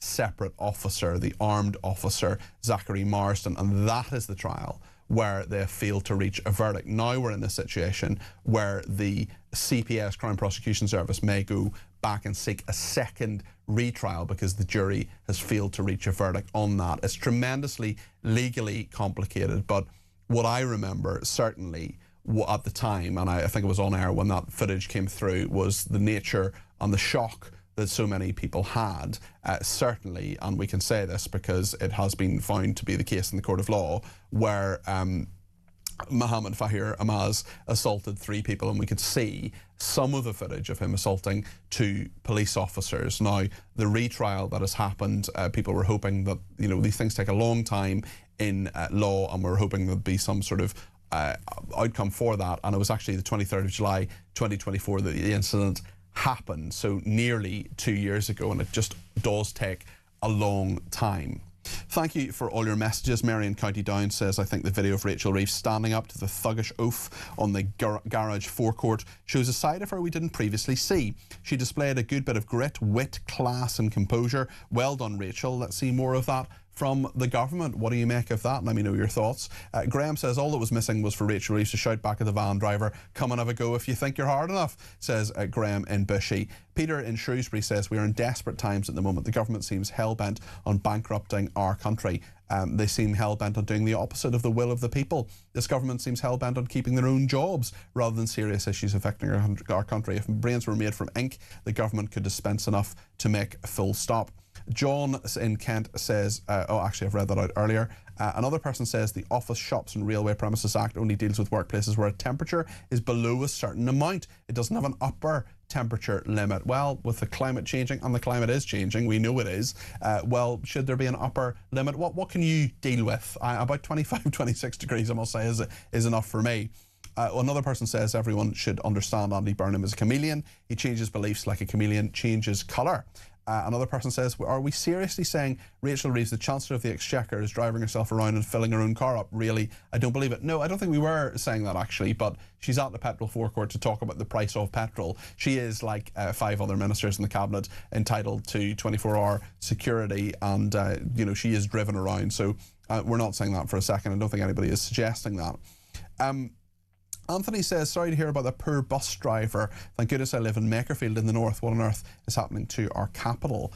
Regarding temperatures in rooms, Melanie says unions, even teaching unions, usually give advice about suitable working temperatures and unacceptable ones. Many schools do not have air conditioning in classrooms, and old Victorian windows can be difficult to open without a Victorian wooden pole. I remember those in my school, the big pole that the teacher had to go out and open the window with. Many schools have replaced their window in old buildings in an area with social problems such as cannabis smoking. Suitable air conditioning decommissioning is a necessity, but using units which recycle existing room air, these can be expensive. Very interesting point there. Mark says Reeves deserves it. Great show. David in Kingston says it's not very British to systematically destroy this country's economy overload. Its infrastructure, complete trash, its history and its culture. Either people used to fight for Britain against people like this Labour Party, says David. Lovely message. I try not to read out too many of these, but we do get them from time to time. Lovely person says, if yours just invoked the name of Robin Day, that was to do with James, the young man earlier on. I have to admit, watching you and your interviewing technique takes me back to Sunday mornings watching Weekend World with my father. That was a while ago. Politics aside, I consider you a worthy modern-day Brian Walden. My goodness, as a rock music aficionado, which my father disliked, I was particularly drawn to that show. Keep up the good work. I mean, to be compared to Brian Walden is a wonderful thing. There's great drama, actually, about Brian Walden, and it is about Margaret Thatcher and their relationship. They're kind of friends, and then he did one of the interviews that arguably helped or went some way of leading to her downfall. It's a great drama. I think it's on Channel 4. It's probably still on there. Catch-up service, which I watched. I think it's called One of Us or something like that. Very, very good. Anyway, lots more to discuss. We'll speak to David Wooding in a second about all the politics of the day, about Andy Burnham, and indeed about Rachel Reeves and that garage forecourt. Stay with us here on Talk.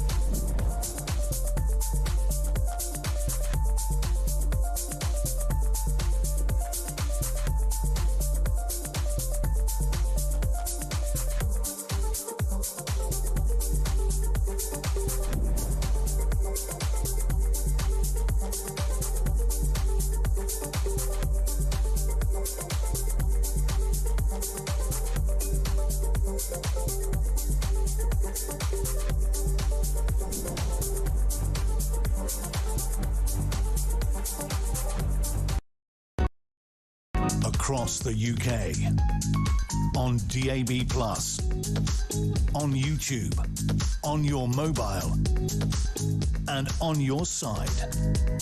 This is Talk.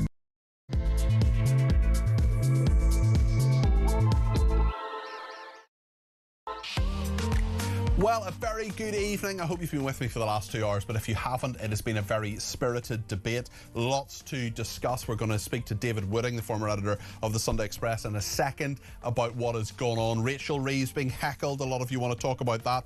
Oilgate, the big discussion and debate, quite scratchy debate in Parliament today between the Prime Minister, Keir Starmer, and the Leader of the Opposition, Kemi Badenoch. Wes Streeting as well, making his resignation speech. We'll talk to Pen Farthing, the former Royal Marine, in a few minutes' time as well. He has rescued over 30 cats and dogs from war-torn communities in Ukraine. We know in Afghanistan he did a similar thing. and we will talk to him about that. That was a viewer suggestion. Lots to discuss. So many reasons to tune in and to let me know your thoughts too. 0344 499 1000 is the number to call. You can text me at 722 with the word talk in your text. You can tweet me at talkTV. Follow me at Peter Cardwell. You can send me a voice note, send me a WhatsApp text message, or give me a ring on 0344 499 1000. So much to discuss between now and 10 o'clock. I'd love to hear from you.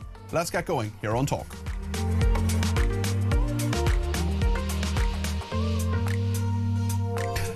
Well, quite a dramatic day in Parliament, and a slightly different day as well. As you may know, I come into the studio with Julie Hartley-Brewer. She's on, obviously, between 10 and 1 Monday to Thursday. But when there is Prime Minister's Questions, which is most Wednesdays, I come in at 12 o'clock, chat to Julia, give a bit of analysis on that. And today was just a slightly different day. The Russian oil sanctions story is something that has kind of gripped Westminster. A lot of people have some views on it as well, about loosening sanctions on Russian oil and also keeping fuel prices down, which frankly I think probably a lot more people care about on a day-to-day basis, being realistic about that. Let's just have a look at what happened in Parliament a little bit earlier on today. Late last night, Mr. Speaker, the government snuck out an announcement that it was removing sanctions on Russian oil. So can the Prime Minister explain why oil from Russia is acceptable, but oil from Aberdeen is not? He is now choosing to buy dirty Russian oil. That money will be used to fund the killing of Ukrainian soldiers. Isn't he ashamed? I really think that to misunderstand and misrepresent what is happening, this is a very serious issue where we're working with these are new bans, they're new sanctions, they're new bans on maritime services on LNG as of yesterday. They're new bans on refined oil products from Russia as of yesterday. They are being phased in the same way that previous sanctions regimes have been phased in, exactly in the way the last government did, and to play party politics on Ukraine, where we have stood firm, and the only people that benefit when we play party politics in here on Russia and Ukraine is Putin. In April, Britain saw the single biggest drop in employment ever since the pandemic. Wow. That's under them. Yeah. 210,000 people have lost their jobs in the last year. Yeah. What he is doing is going to cost thousands more people their jobs, especially in cities like Aberdeen, which rely on oil and gas. So can he tell us, why is he doing everything to save his job and doing nothing to save other people's jobs? Well, there we are. That was quite a debate today. Let's find out what David Wooding thinks about it. He is the former editor of the Sunday Express. David, this was quite a big debate, but it has real-world implications as well, because so many people, I was just chatting to someone a few minutes ago who said before the Iran war, well, maybe a few months prior to that, it cost him 80 quid to fill up his van. Now it costs £114 to fill up his van. And whilst people, of course, want to support Ukraine, many of them, and many people do think about the nature of our global position, it's actually the more day-to-day pocketbook kind of stuff that maybe Keir Starmer has the right idea on. I wonder what your thought is on this. Well, he clearly is playing politics with this issue himself, because he thinks that slackening off the sanctions with Russia will help put more pounds into people's pockets in the UK. But let's not forget, when the war started, the Russian invasion happened in 2022, Britons were quite happy to sacrifice certain things in order to put the squeeze on Russia. I mean, our sanctions have cost Russia $450 billion. And it's quite right to say that by slackening them off a little bit on the oil because we're a bit short of it back here, or because the prices have gone up, that's going to cost Ukraine lives, because all it does is not only give more money to Putin to fight this war, but it emboldens him. It gives him more confidence. He's probably laughing at us. And just because the European countries who've got less security on their oil and rely on Russia for their supplies have eased off on their sanctions. Doesn't mean that we have to do it too. And it's not just the Conservative Party who have criticised him. I hear that Emily Thornberry, the Labour chair of the Foreign Affairs Select Committee, is also quite angry about this and saying we should be behind Ukraine as we have done from the start, and it's sending the wrong message out. So it's just a matter of what's right, and we have a sorry, Peter, but we have a human rights lawyer as our Prime Minister who put himself forward as a man with great morals, and of course the morals have sort of taken a back seat now because it's probably easier for him to cut the costs of fuel a little bit. Well, indeed, and I think a lot of our viewers and listeners will think, how can someone claim moral authority when they're appointing a friend of a paedophile to be our ambassador to America? It's interesting if you look at the YouGov polling on this. This has come out today saying that Britons oppose loosening sanctions on Russian oil by 49% to 19%. That's perhaps understandable. However, when you ask what's the greater priority, is it getting fuel prices down or is it maintaining the strength of sanctions? Fuel prices down 42%, maintaining the strength of sanctions 32%. So I wonder whether this is a matter of the British public becoming, having less money in their pocket, and how their priorities may shift from Ukraine to the UK, and maybe punishing Russia isn't a priority for many people because they're dealing with the petrol prices. How close are we to that, do you think? A lot of us are guilty of this, Peter.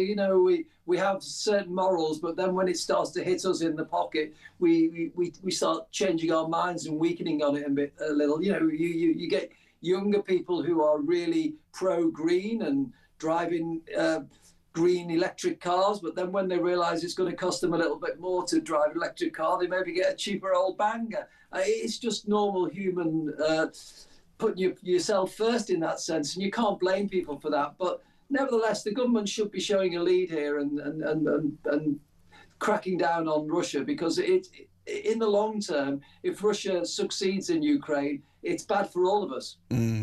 I wonder if we could talk a little bit about Rachel Reeves. She has had a fascinating day today, and this heckle, quite a persistent heckler, is someone who is making the news. Let's have a look at what happened. I love our country, and one of the things about our country is good manners, not very British. Keir Starmer Come on, Labour out there. Get Labour out. Get Keir Starmer out. Nigel Farage. Go on, Nigel. Look, they're going to get arrested. We've got English flags on here, Rachel. We're going to get arrested. You're ruining the country. Get Keir Starmer out. Look, England flags. You're useless. Labour parties are useless. I love our country, and one of the things about our country is good manners, not very British. So the news about the freezing future. Quite a number of people getting in touch about this, David. One person says the video is completely staged. I don't think it was staged at all. You're also not supposed to have a device on a petrol forecourt. Fine her. In fairness to Rachel Reeves, she did seem to be quite far away from the actual petrol pumps themselves, and they will have taken all of that into consideration. I'm sure the Treasury, if there's one thing the civil service can do, it's a risk assessment, let me tell you, having worked with them for 3.5 years. Angie has also said, our Rach was a disgrace. Why engage with those people? She, the type, would turn around at a college green to get rid of Brexit weirdos. It's not becoming, it's not ladylike, and she's shown what she's really like. They should say there are other texters who say she's actually shown a better side to herself than some would argue. What do you make of this, David? Well, I always feel sorry for politicians when I see them getting a hard time like this, because they are human beings doing a job at the end of the day. But nevertheless, what this shows is the visceral loathing of this current government. And I think Keir Starmer and Rachel Reeves are bearing the brunt of that whenever you talk to ordinary members of the public about what they think about the government. There is an unprecedented dislike, certainly of Keir Starmer. I mean, he's not a nasty piece of work, really. He's not a very good Prime Minister, but he doesn't deserve, I don't think, the hatred that he's pouring out. Just shows how unpopular this government is. I have to say, I think probably Rachel didn't handle it as well as Kemi Badenoch did, if you remember that incident where she was doing a harangue the other day. I thought Kemi Badenoch was really good. She stood her ground, and she came, rather than just shouting you haven't got good manners. She came back with some really good arguments and really she engaged with that person. It was over Israel and no, it wasn't over Israel. It was over anti-Semitism. Apologies. Saying, actually, this is my thought. You don't agree with me, but that's the way things are. Off you go. Very interesting point. And talking about politicians under scrutiny, Robert Kenyon, who is the Reform UK candidate in Makerfield, under plenty of scrutiny as well because of people he's been Facebook friends with and so on. What do you make of this? Is this just modern politics, or does Reform UK have much to worry about, David? Unless there's something that shows up, a hard comment that he's made, I don't think anybody really cares about that. In terms of being friends on Facebook, you probably get lots of people asking to be your friend because they see you on talkTV, and many people in your shoes accept them because they want to interact with the people who know them from what they do. And the same goes for politicians and in local councillors, as he was. So it could be quite likely that he's become friends with some unsavoury characters, but that doesn't make him a bad person unless he was engaging with them on some vicious political viewpoints. Actually, believe it or not, I have only one very dodgy Facebook friend, a guy called David Wooding. I don't know if you've come across him. Let's have a quick look at what Wes Streeting was saying in Parliament today. It was his resignation speech as Health Secretary. Obviously, he resigned a few days ago, but it takes a few days for them to stand up in Parliament and make their valedictory address. This is what Wes Streeting said. I left the government because we are in the fight of our lives against nationalism. And it is a fight that we are currently losing. Unless we change course, we risk handing the keys of number 10 to reform. And I do not want that on our consciences. What do you make of what he said, David?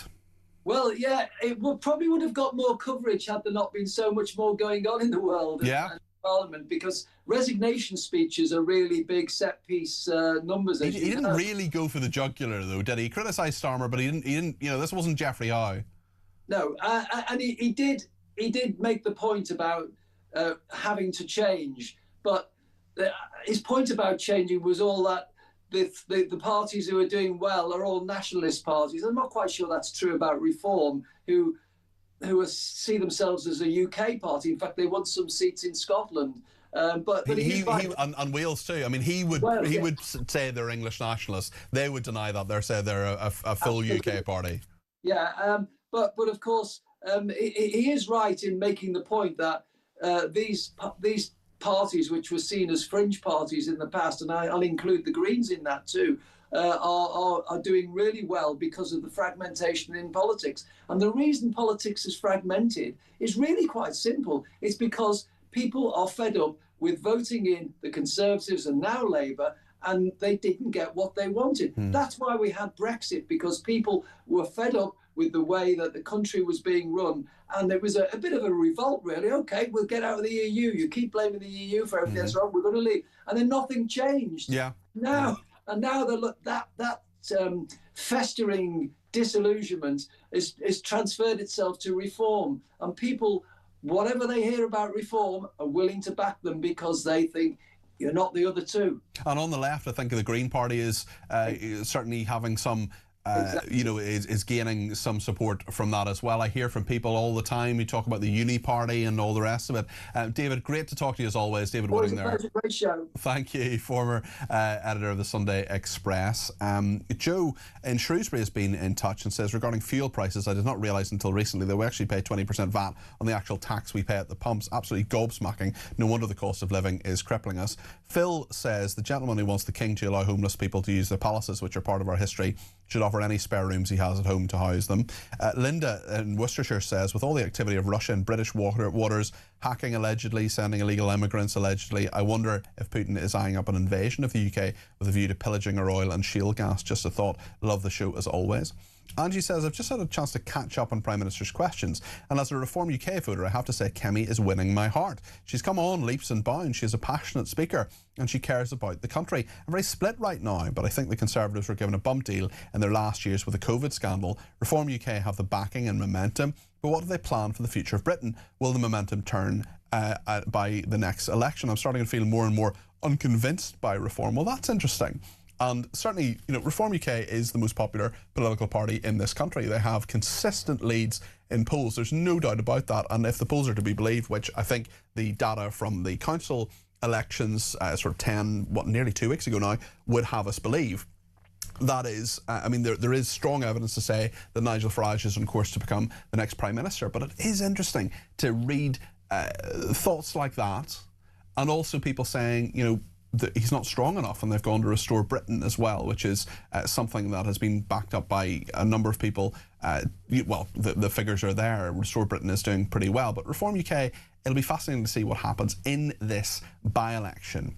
Phil says Reform may not have stringent checks in place yet, and some nutcases are getting through, but Labour have had a long time to have relevant checks in place, so they have no excuse. Becca says, with so many dogs in kennels needing to be rehomed, I think this bloke bringing extra dogs from a different country over here is so irresponsible. Again, not our problem, but we'll end up paying for it. Becca, we're talking about 30 dogs here. It's not that big a deal. It's a really good thing that Penn Farthing has done this and given these dogs a better life. But 30 dogs, is that really going to be a massive change in terms of the thousands of dogs that need to be rehoming? Okay, yeah, we need rehoming. There are more of them, of course, Becca, but I don't think it's going to change things to a huge degree, but it is going to change the chances for those dogs, certainly. It's often said with rescue animals, you can't change the world for cats, but you can change the world for one cat or two cats if you rescue them and if you look after them. Leslie says, why do we pay billions to Ukraine to fight Russia, yet Starmer is giving money to Russia to fight Ukraine? It is madness. We'll go to the phones next. If you want to get your views on the air, please do give me a ring. 0344 499 1000. Stay with us.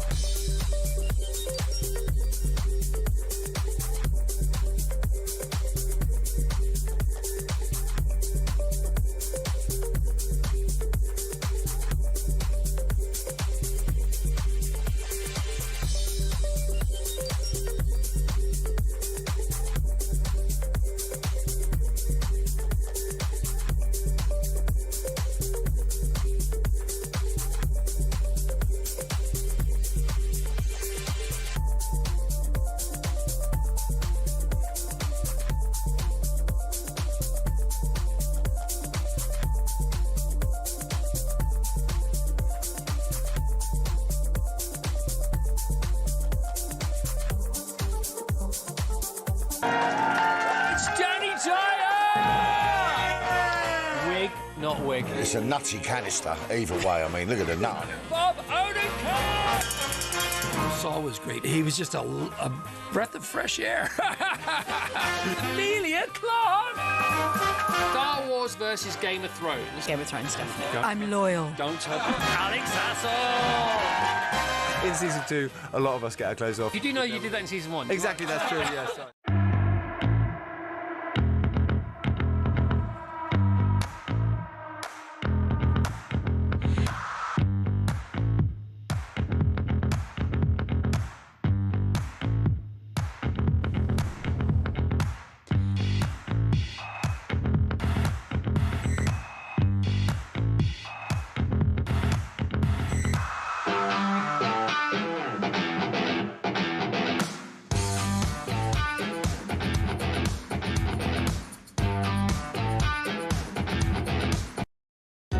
Across the UK, on DAB+, on your smart speaker, on your smart TV, and on your side. This is Talk.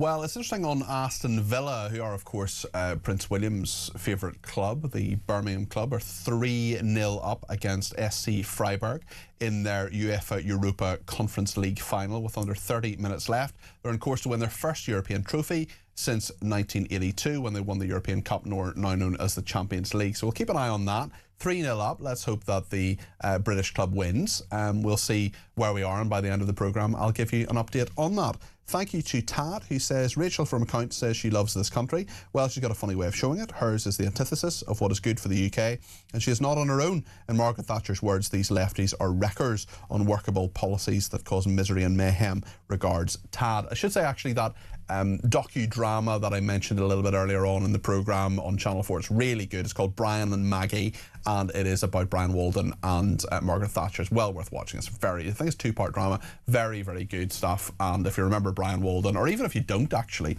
it's well worth a watch. It's about the power of the political interview, which can have some power sometimes.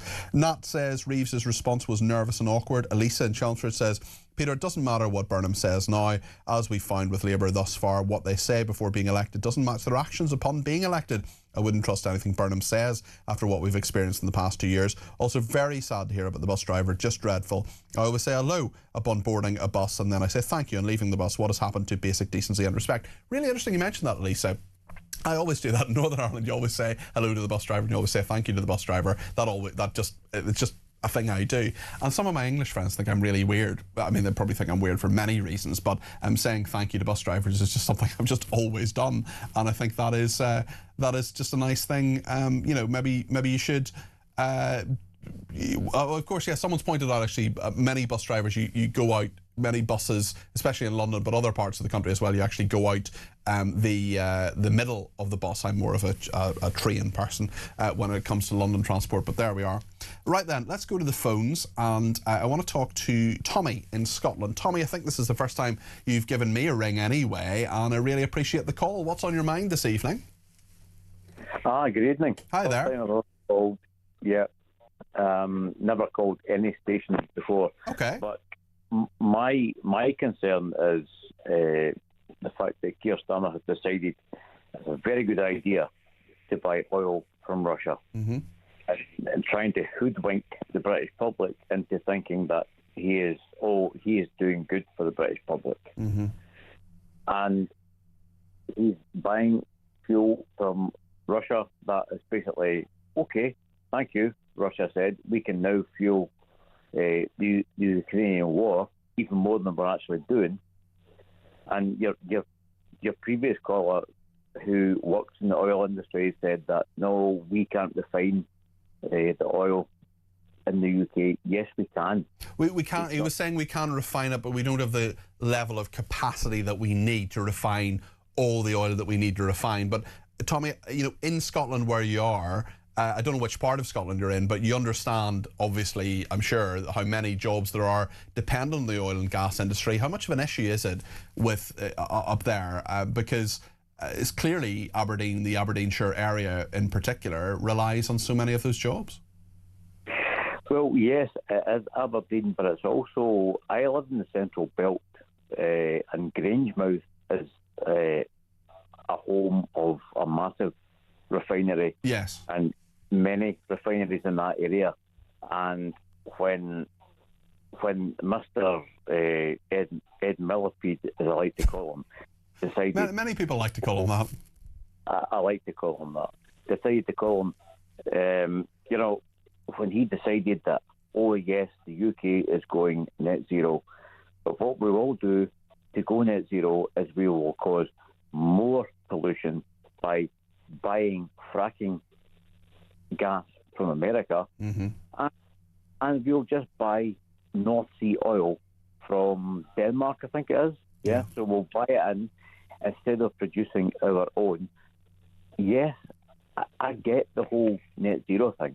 I think it's a great thing, but to just go all in 100% without actually having a proper analysis on how long this is going to take and how we need to transfer from fossil fuels to wind and solar, is this guy's, I'm sorry, but this guy's a lunatic. He's not looked at the actual process and how long this takes and how we could sensibly do this. Tommy, great call. It's the first one you've made to any station. You made it to me, and thank you for that. Ring me anytime, Tommy. You speak a lot of common sense, and you've got some really interesting opinions, so please ring anytime. Let's go to David in Sheffield, who wants to talk about the sick note culture. What do you make of it, David? Before I talk about that, can I make a quick comment on this dirty Russian oil? Of course you can. Yeah, go ahead. Wait. Right. Everybody's saying that these sanctions are working. And that previous bloke who we had on, that expert, said it's costing Russia $400 million a year, whatever it is, it's destroying this country. There's a river what borders China and Russia. In Chinese, it's called the Black Dragon River. A few years ago, it had one bridge, antiquated bridge, and railway lines, which were built in the 19th century. At the present day, Russia and China have built 5 bridges across it, so the trade is going exponentially higher every year.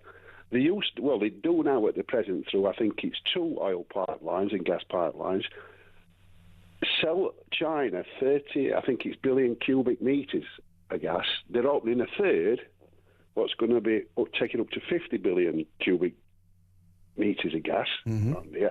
And everybody says these sanctions are working. When all Russia's doing is just gone another way. Yeah. And they're trading with the biggest customer in the world, which is China. Yeah, very interesting point. Now, on this sick note. On sick notes, yeah. Right. From the 1970s, late 1970s onwards, there were a culture, I believe, and a lot of other people believe, of massaging the unemployment figures by allowing people to go on long-term sick, right? Because if you weren't unemployed, you didn't count in unemployment figures. Yeah. And what's happened here? The governments have promoted a culture over the years and not going to work and allowing people to sign on. Do you honestly think governments don't want people to work? Well, in times of recession, they don't want 5 million people unemployment figures. Yeah. That's riot talking. Yeah. What I would suggest is what we ought to do in this country is combine the people who are not working because they're on sick and the unemployment figures. Well, we do have figures for people who are not working and people who are working. So those figures are available, but I know exactly what you mean.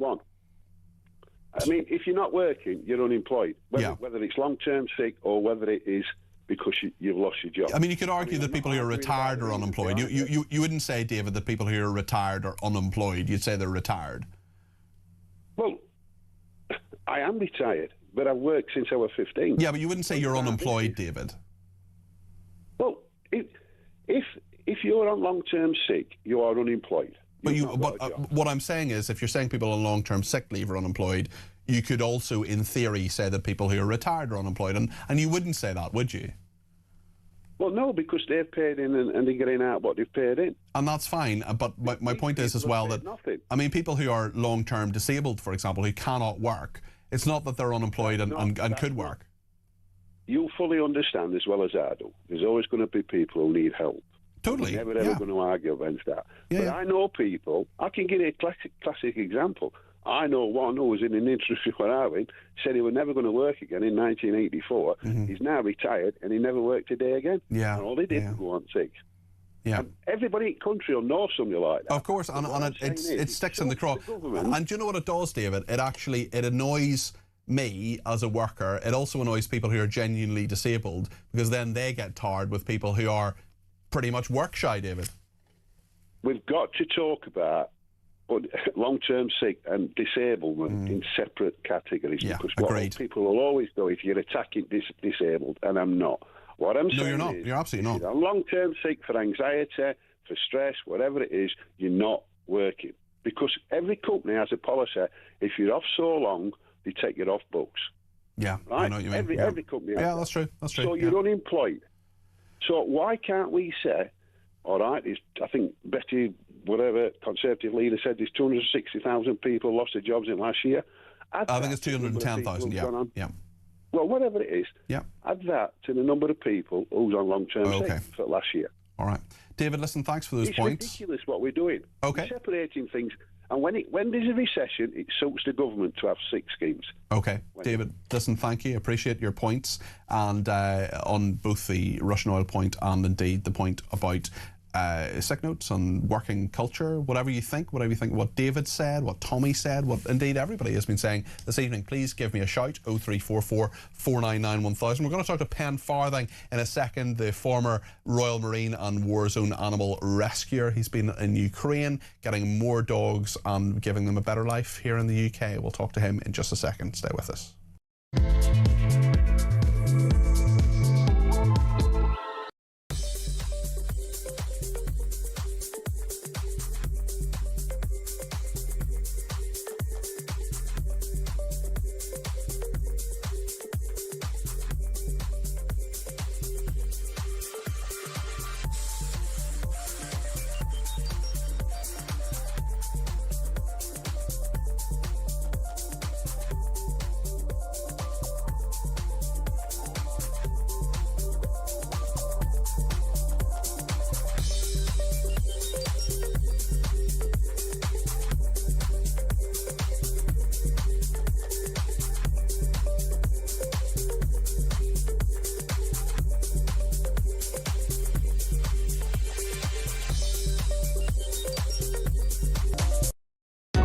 Across the UK, on DAB+, on your smart speaker, on your smart TV, and on your side. This is Talk. Well, thank you to everybody who's been in touch. We'll get back to your calls, texts, tweets and voice notes in just a second. But I want to speak to Pen Farthing, the former Royal Marine and Animal Rescuer, who is joining me after rescuing over 30 cats and dogs from war-torn communities in Ukraine. Pen, well done on doing that. I'm a massive Adopt Don't Shop rescue person, although I only went a few miles down the road to my local animal rescue shelter to get my cat. But tell us what you did, why you did it. I mean, there must have been so many different logistical issues when it comes to Ukraine and that war-torn region. Yeah, so our charity, NowZad, has actually been operating in Ukraine now for 4 years. And we've been supporting a number of shelters in the east of the country where, sadly, their communities have kind of moved to the west to seek shelter. But the actual shelters and the staff have had to stay because there was nowhere for them to just take the dogs and cats. And so we helped to keep them in place by providing food and medicine. But sadly now Russia has actually advanced so close to the city now, one of them, Kramatorsk, for example. And so we actually were asked by the Ukrainian volunteers there to assist them in helping relocate these dogs and cats to the west of the country into safer shelters. What kind of, I mean, I can't imagine any circumstance where I would ever abandon my cat. He is like my child. He is my best friend. There will be people who, because of the war there, have become separated from their animals, probably not through choice. How big a problem is that in Ukraine that you've seen? It's a huge problem. Sadly, a lot of the housing accommodation in the west of Ukraine is unable to take dogs and cats. So the humans, the people are actually having to evacuate, but make that horrendous decision to leave their dog and cat behind. And so shelters in the east are taking in those animals, but then themselves be coming to a point where they need to evacuate. What do they do with the shelter? So that's where NowZad has come in to support them, and we've had some amazing donations from our supporters over the last few weeks to actually help us with, as you said earlier, the logistics, because Ukraine is the size of France and Germany combined. Mm-hmm. It is crazy the mileage you do just trying to get to the animals to move them out. Tell us about what's happened to those animals that you've got out of Ukraine. Where have they gone? Have they been adopted by people? Are they awaiting adoption? Just tell us the journey that they've had, quite literally. Yeah, I mean, it's been a crazy journey. I mean, the cities that we've been evacuating from is actually under drone range now from the Russians. So it's a very dangerous place. Every time we were there at night, it's just constant barrage from missiles and drones. So getting those animals out, they're very traumatized by obviously what's gone on. They don't understand what this loud bang is, what the vibrations are around the shelter. So we've been transporting them to shelters in the west of the country that have thankfully opened their doors, and with obviously donations that we've been receiving, we've helped them to build temporary kennels or catteries within these shelters. And so they will hold on to the animals, and we can all just hope that the war ends, soon, if not tomorrow, so that actually Ukraine can get back to normal. They can get back to, adopting animals out. Before the war, they actually had a really good adoption process for their animals. They were on top of it. But sadly, obviously, the war has now, taken away that ability for people to actually have a dog or cat. Let me ask you about you, Pen. I mean, Royal Marines aren't always known for their cuddly nature, and they're often seen as incredibly tough people, and they are incredibly tough people. But what is it? Tell me about your affinity and your love for animals and why you do this. I think, it's being there to actually help, and in this case, dog or cat, that just this innocent bystander. It didn't want to be in that war zone. It didn't ask for what's happening to it. And so, as myself and all of our team, it's not just me. There's an amazing team of people behind Nowzad. They have the ability, and they've got the ability to actually make a difference for that animal. And that's what our supporters do, is actually help us be the difference for an animal in need. And I think it was just that, being able to do something positive in, which is a pretty horrible situation. Your animal airlift from Afghanistan was nothing if not controversial. Do people still bring that up? Do people still talk to you about that? And what do you say to them? Every single day. We still get people who come up with the tagline, pets over people. We rescued, our 67 staff and the dogs and cats that we had in our shelter. So normally I ask them to read my book, Operation Ark, and I say, read that, because that's the truth of what happened. And you can actually then figure out for yourself whether you believe me or not. Also, you get to sell a few books, Pen. Presumably that's on the Nowzad website. Just to do a little shout out for your website and where you can get the book as well. Yeah, thank you. I mean, I don't get the proceeds from the book. It all goes to the charity. That's the whole point of what we do. So we can actually have the funds to, make a difference for animals in need. So the Nowzad website, nowzad.com, NOWZAD.com. People will be able to follow, now, and especially go on our social media, the events of the last 4 weeks. We had the amazing and legendary Peter Egan. He came out with us. He's a great man. I've interviewed him a number of times. Yeah, and it was amazing to have him out there, and to witness it firsthand. And I think for him, it was a pretty emotional trip. Yes. So yeah, it's been a crazy 4 weeks, but people can follow all of that by logging on to our socials and having a look. When you're putting a team together for those people who want to volunteer with Nowzad, or people who are employed by Nowzad, what are you kind of looking for? Because there are people contacting us saying, can we volunteer to help? I mean, going to a war zone, of course, it's good to have specialist knowledge, and those things can be, are by its very nature, a very hostile environment. I just wonder what you'd say to people who maybe want to help in some way, maybe not just with money, but also with their own volunteering. Yeah, I mean, we're definitely always up for people coming along to help us as a charity, whether, that's here in the UK helping us with fundraising and events, or in the future going out to places like Ukraine, especially when it comes to the rebuilding effort when this war is over. There'll be so many shelters and centres that will need to be rebuilt and actually modernised. And that's something that we will definitely be on the lookout for people who with skills, whether it be woodworking, whether it be just helping us care for the animals. That is something that's definitely going to be on the cards as soon as this conflict is over. Bit of a challenging one from Fran here. I'll ask it to you. She says, why can't people adopt other people who have been damaged by war? Animals are important, but really, says Fran. What would you say to Fran? I'd say that you've just got to look at the Ukrainian volunteers that we help.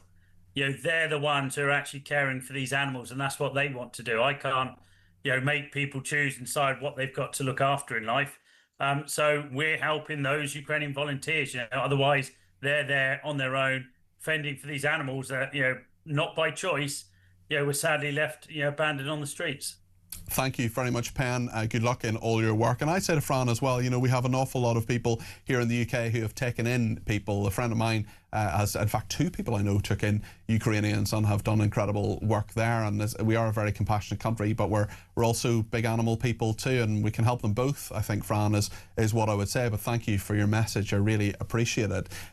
Lots to discuss as well, and we'll bring you an update on Aston Villa. Prince William is apparently there, the Prince of Wales, in attendance with his favourite club, Aston Villa. They're still 3-0 up against SC Freiburg in their UEFA Europa League final. Under 20 minutes left. They're on course to win their first European trophy since 1982. They won the European Cup, which is now known as the Champions League, and we will, of course, bring you up to date with everything Aston Villa as the show goes on. Thank you to this anonymous person who sent me a message to say more disabled people like myself, I have cerebral palsy, could work, but the income and bank balance taxation nature of social care charging makes employment financially impossible. That is a really, really interesting point to that anonymous person, and I'm happy to keep you anonymous because I totally understand why you want to be anonymous. I know a young woman in my life who has severe mental health problems and is off work and is in receipt of benefits. And for that, and sort of disability benefits, and I don't think she gets PIP, but certainly she wants to work. She wants to get back to work, but she's really worried that the whole process, if she has to go off again, the whole process of coming off those benefits, and actually there have been workplace advisors, people in the job centre who've said to her, actually just stay off, it's too complicated not to, which I just think is disgraceful. I just think it's awful. If someone wants to work or can do some work, we should make it really as easy as possible to get them back to work. Maybe she could benefit actually from some of these these processes. But that anonymous person is absolutely spot on.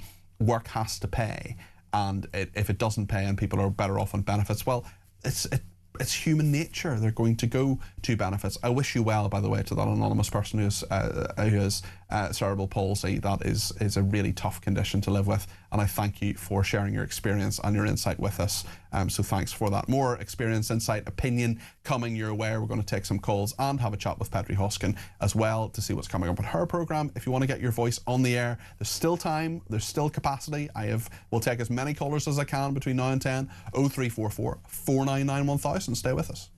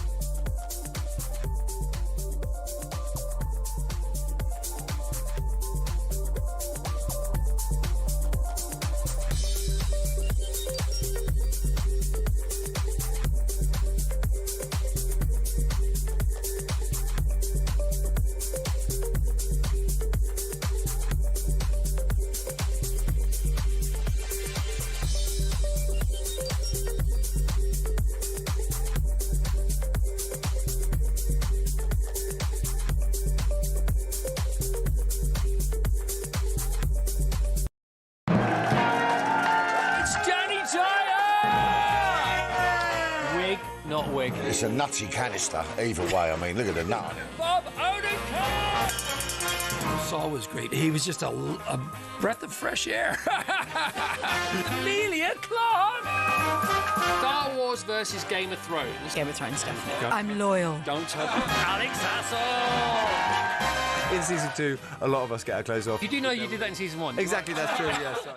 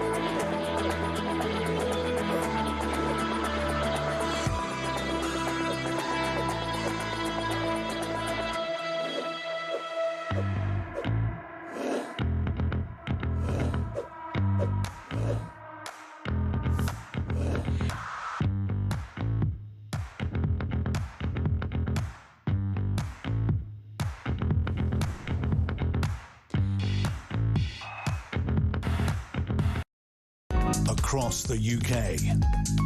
On DAB+, on YouTube, on your mobile, and on your side. This is Talk. Well, thank you to everybody who has given me a ring. We'll get through as many calls as we can between now and 10 o'clock. And we're just keeping an eye on the clock because we're literally minutes away. I think it's in minute 88 or something like that of the Aston Villa match. And of course, it'll go to 90 minutes. I actually can see it on one of the screens I'm looking at. And there'll be a few minutes of injury time. But as soon as we know what's happening with Aston Villa, we will let you know. 3-0 up against SC Freiburg in the UEFA Europa League final. That could be a major, major trophy for them. Let's go to Grace in London. Grace, you're very welcome to the programme. What would you like to say? Hey, it seems weird to me that Rachel Reeves thinks that we need caps on food in supermarkets when she herself has cut funding for food for people who are literally starving. So she made the decision to cut what our country donates to the World Food Programme, although it was very little in terms of national budget. I know this is, we've talked before about this, Grace, and this is certainly a big issue and something I know you care about an awful lot in terms of overseas development aid. The point, I suppose, for a lot of our viewers and listeners who maybe don't share your views is that they're really struggling here, and maybe if the cost of bread and milk and vegetables was cut, maybe they could have an easier life here. Yeah, well, I know that most people listening do not share my views at all. I'm very aware of that, and I know that it's blooming depressing how prices of food in supermarkets are going up. I am personally finding that difficult. So I'm not necessarily suggesting that we shouldn't be worried about the cost of food in this country. It just seems to me hypocritical on Rachel Reeves' part to have this pretense of caring about how much people have to pay for food, when if she actually cared about people struggling with food, then she shouldn't have cut aid to people who are far more disadvantaged and for whom each pound can make many more times the impact. I also think that broadly the idea doesn't seem to make all that much sense in that supermarkets have a very small profit margin anyway. Smaller shops would be really impacted. They're also going to have a loss leader. They're going to have loss leaders on things like milk, for example. Like the price we pay for milk does not cover the price of milk. Yeah, and I've heard that dairy farmers have been having a really difficult time in recent years. Oh yeah, that's been going on for some time. Yeah. Yeah, I also think I don't know how you define what essentials are, because I don't consume milk. I barely consume bread. I don't consume eggs for the most part, and lots of people have got different needs because of allergies or dietary requirements. Yeah, or that's a very fair point, actually. How do you decide what's essential? What I think the government should perhaps prioritise instead would be supporting the organisations that are reducing food waste by getting food, because so much ends up being destroyed. I mean, I use something called Olio, which means... I know, I'm aware of that, yes, yeah. yes. Tell us about that. And, I mean, the other day I went to Tesco at the end of the day to collect things. They had about 40 pastries, and I thought, what am I going to do with these? But there were some unhoused. I would simply see that as a challenge, Grace. Well, yeah, there were some people who tragically are without homes who were really grateful to receive these. Yeah, of course. But why isn't the government doing more to support things like that and other charities? There are various charities that are helping to get some of this food to people in our country who are less well off. Why doesn't the government spend some money on supporting those organisations? They do, though. They do support food banks to some degree. But you're saying, and it's perfectly valid opinion to say, that it should be more. In terms of the supermarkets themselves, it's interesting that their cost of living advice... I'm just saying this, I don't want to put my tinfoil hat on or say there's a conspiracy theory or whatever, but Richard Walker is the head of Iceland. And he's the member of the House of Lords. He is the cost of living advisor to the government. And I'm not casting any aspersions on his character. I'm sure he is a very dedicated public servant. What I would also say is that Iceland doesn't usually sell bread, eggs, milk and things like that. So I do wonder if he has had any role in this. And I think that's just a question worth asking. I've found their website recently because I've tended to use other supermarkets, Tesco primarily, but I think that the government should be thinking about the ways that it can get people the things that they most need, and trying to tell supermarkets what to do doesn't seem like the most rational way of ensuring that food gets to people. But again, if Rachel Reeves is concerned about people not having enough food, then she shouldn't have cut aid to people who are actually starving to death. Grace, thank you for your call. Really appreciate that. We have some breaking news, and that is that that Aston Villa are Europa League champions. Many congratulations to them. I'm sure there are many football fans right across the country, not just in Birmingham, who are absolutely delighted by that news. This comes hot on the heels of Arsenal last night winning the Premier League. This is Aston Villa, Europa League champions, their first European trophy since 1982. 44 years ago, when they won the European Cup, that's now known as the Champions League. Prince William has been in Istanbul watching his favourite team. He is delighted, of course, as well, and he's been there. They beat SC Freiburg 3-0 in their UEFA Europa League final. It's their first major trophy for Aston Villa in any competition in 30 years. So very well done to Aston Villa, and our colleagues over at talkSPORT no doubt have more coverage on that. Let's speak to Mark in Lincolnshire on Robert Kenyon. He, of course, is the candidate for Reform UK in the Makerfield by-election. We know that the Conservatives have named their candidate today. Restore Britain have a candidate. Andy Burnham is the candidate for, of course, for the Labour Party. The Munster Raving Loony Party are running as well. Nominations will close probably tomorrow. Mark, what's your comment on this? Good to talk to you. Hi there, Peter. Good to talk to you. Yeah, it's this a little bit of a, I don't know what you call it really, furore scandal, well, I don't know what it is, regarding Kenyon and his social media activity, shall we say. Which is always a bit of a difficult subject for me to talk about anyway, Peter, because I'm quite keen on free speech, as you know. Of course. However, having said this, I've been doing the research on this, and I think this guy, I don't think Reform can just brush this under the carpet. I think this guy does have some questions to answer here. He certainly has questions to answer, but what if he answers them by simply saying, you know, this person, this fascist was simply my Facebook friend and I don't share his views? I mean, that is an answer. No, Peter, I don't think that's good enough by any means whatsoever. The reason being is you have to really understand who Gary Rakes is. Now, Gary Rakes is former BNP. He he's a founder and leader of the New British Union. The New British Union explicitly models itself as a revival of Oswald Mosley's British Union of Fascists, the 30s black shirt. It uses similar imagery, black shirt uniforms, lightning bolts, insignia. All of that is. Revolution, I'm not disputing any of that, Mark, and you clearly know more about this than I do. But I'm not disputing any of that.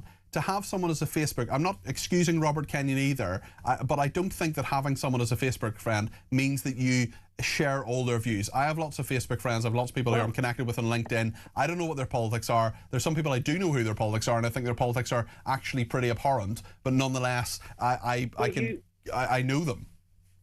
Peter, when you I do this on X. I have what was it? I think I've got just over 1.1 thousand followers on X. Okay. Now, the thing is, the reason I have those followers and the reason that people follow me, the reason I follow people, is because I've had some kind of interaction with them. Now, I'm guessing, just a wild stab in the dark here, I'm suggesting that possibly that Gary Rakes isn't into this candidate about, I don't know, fluffy puppies or something. But they're not interacting necessarily. Look, there are people I've been Facebook friends with for 20 years. I've never interacted with them. It doesn't necessarily. I don't know. Hold on a second, Mark. I don't know, and frankly, you don't know the nature of their relationship. I am very happy for Robert Kenyon to be questioned about that. I'm sure he will. He'll be under a heck of a lot of scrutiny. He is already in the next 4 weeks. These questions will come up. But the fact is that you can be Facebook friends with someone, and there's no suggestion they're anything more than Facebook friends, and still not share their political views, abhorrent and dreadful, and totally to be condemned as Gary Rakes' political views are. Well, yeah, and that's fair enough. And I think as well that, looking at the last, because obviously looking at this guy led me to other things I was looking at here. And you also find out that the 2024 election, you had 41 Reform candidates that were also following this same guy. Now, the interesting thing that I think with this as well, which is why I wanted to talk about it really was on X. Now, I've never made any, I've never hidden the fact that I'm a nationalist, ethno-nationalist, whatever you want to call it. Now, obviously because of that, a lot of people would consider I walk a very tight line on something like X, which I do. Well, what would you say, Mark, if someone said, I mean, I'm pretty sure I follow you on X, if I remember correctly. What would you say that if people ascribed your political views to me? We have very different political views, but simply because I interact with you and follow you on X, that doesn't mean I share every single thing that you believe. Well, absolutely the case, Peter. However, what I would say to that is that if somebody was going to do that to you, they're not going to find anything that I'm doing that's against the law. Now, this is the real question here, isn't it? Because the point I'm trying to make here, Peter, is that, when I have interactions with people, I mean, literally, funny enough, Mark, I've got to go because I've got to talk to Petri. But listen, let's continue the conversation on another occasion. But I appreciate what Mark was saying there. I think he made his point. Petri, what's coming up on your show? Lovely to see you. How are you doing? Lovely to see you. There's great excitement out in talkSport with Aston Villa. I've done very, very well. My producer's even wearing an Aston Villa shirt. Ooh. I mean, why? I don't get it. But anyway, listen, it's nice. It's fun. I'm not a football person, but I can totally see that. Last night with Arsenal, tonight with Aston Villa, people are excited. They're very excited. Great. And being next to talkSport, we learn all about sport, don't we? Anyway, coming up on my show, we're going to be talking about the rise in violence against women and girls.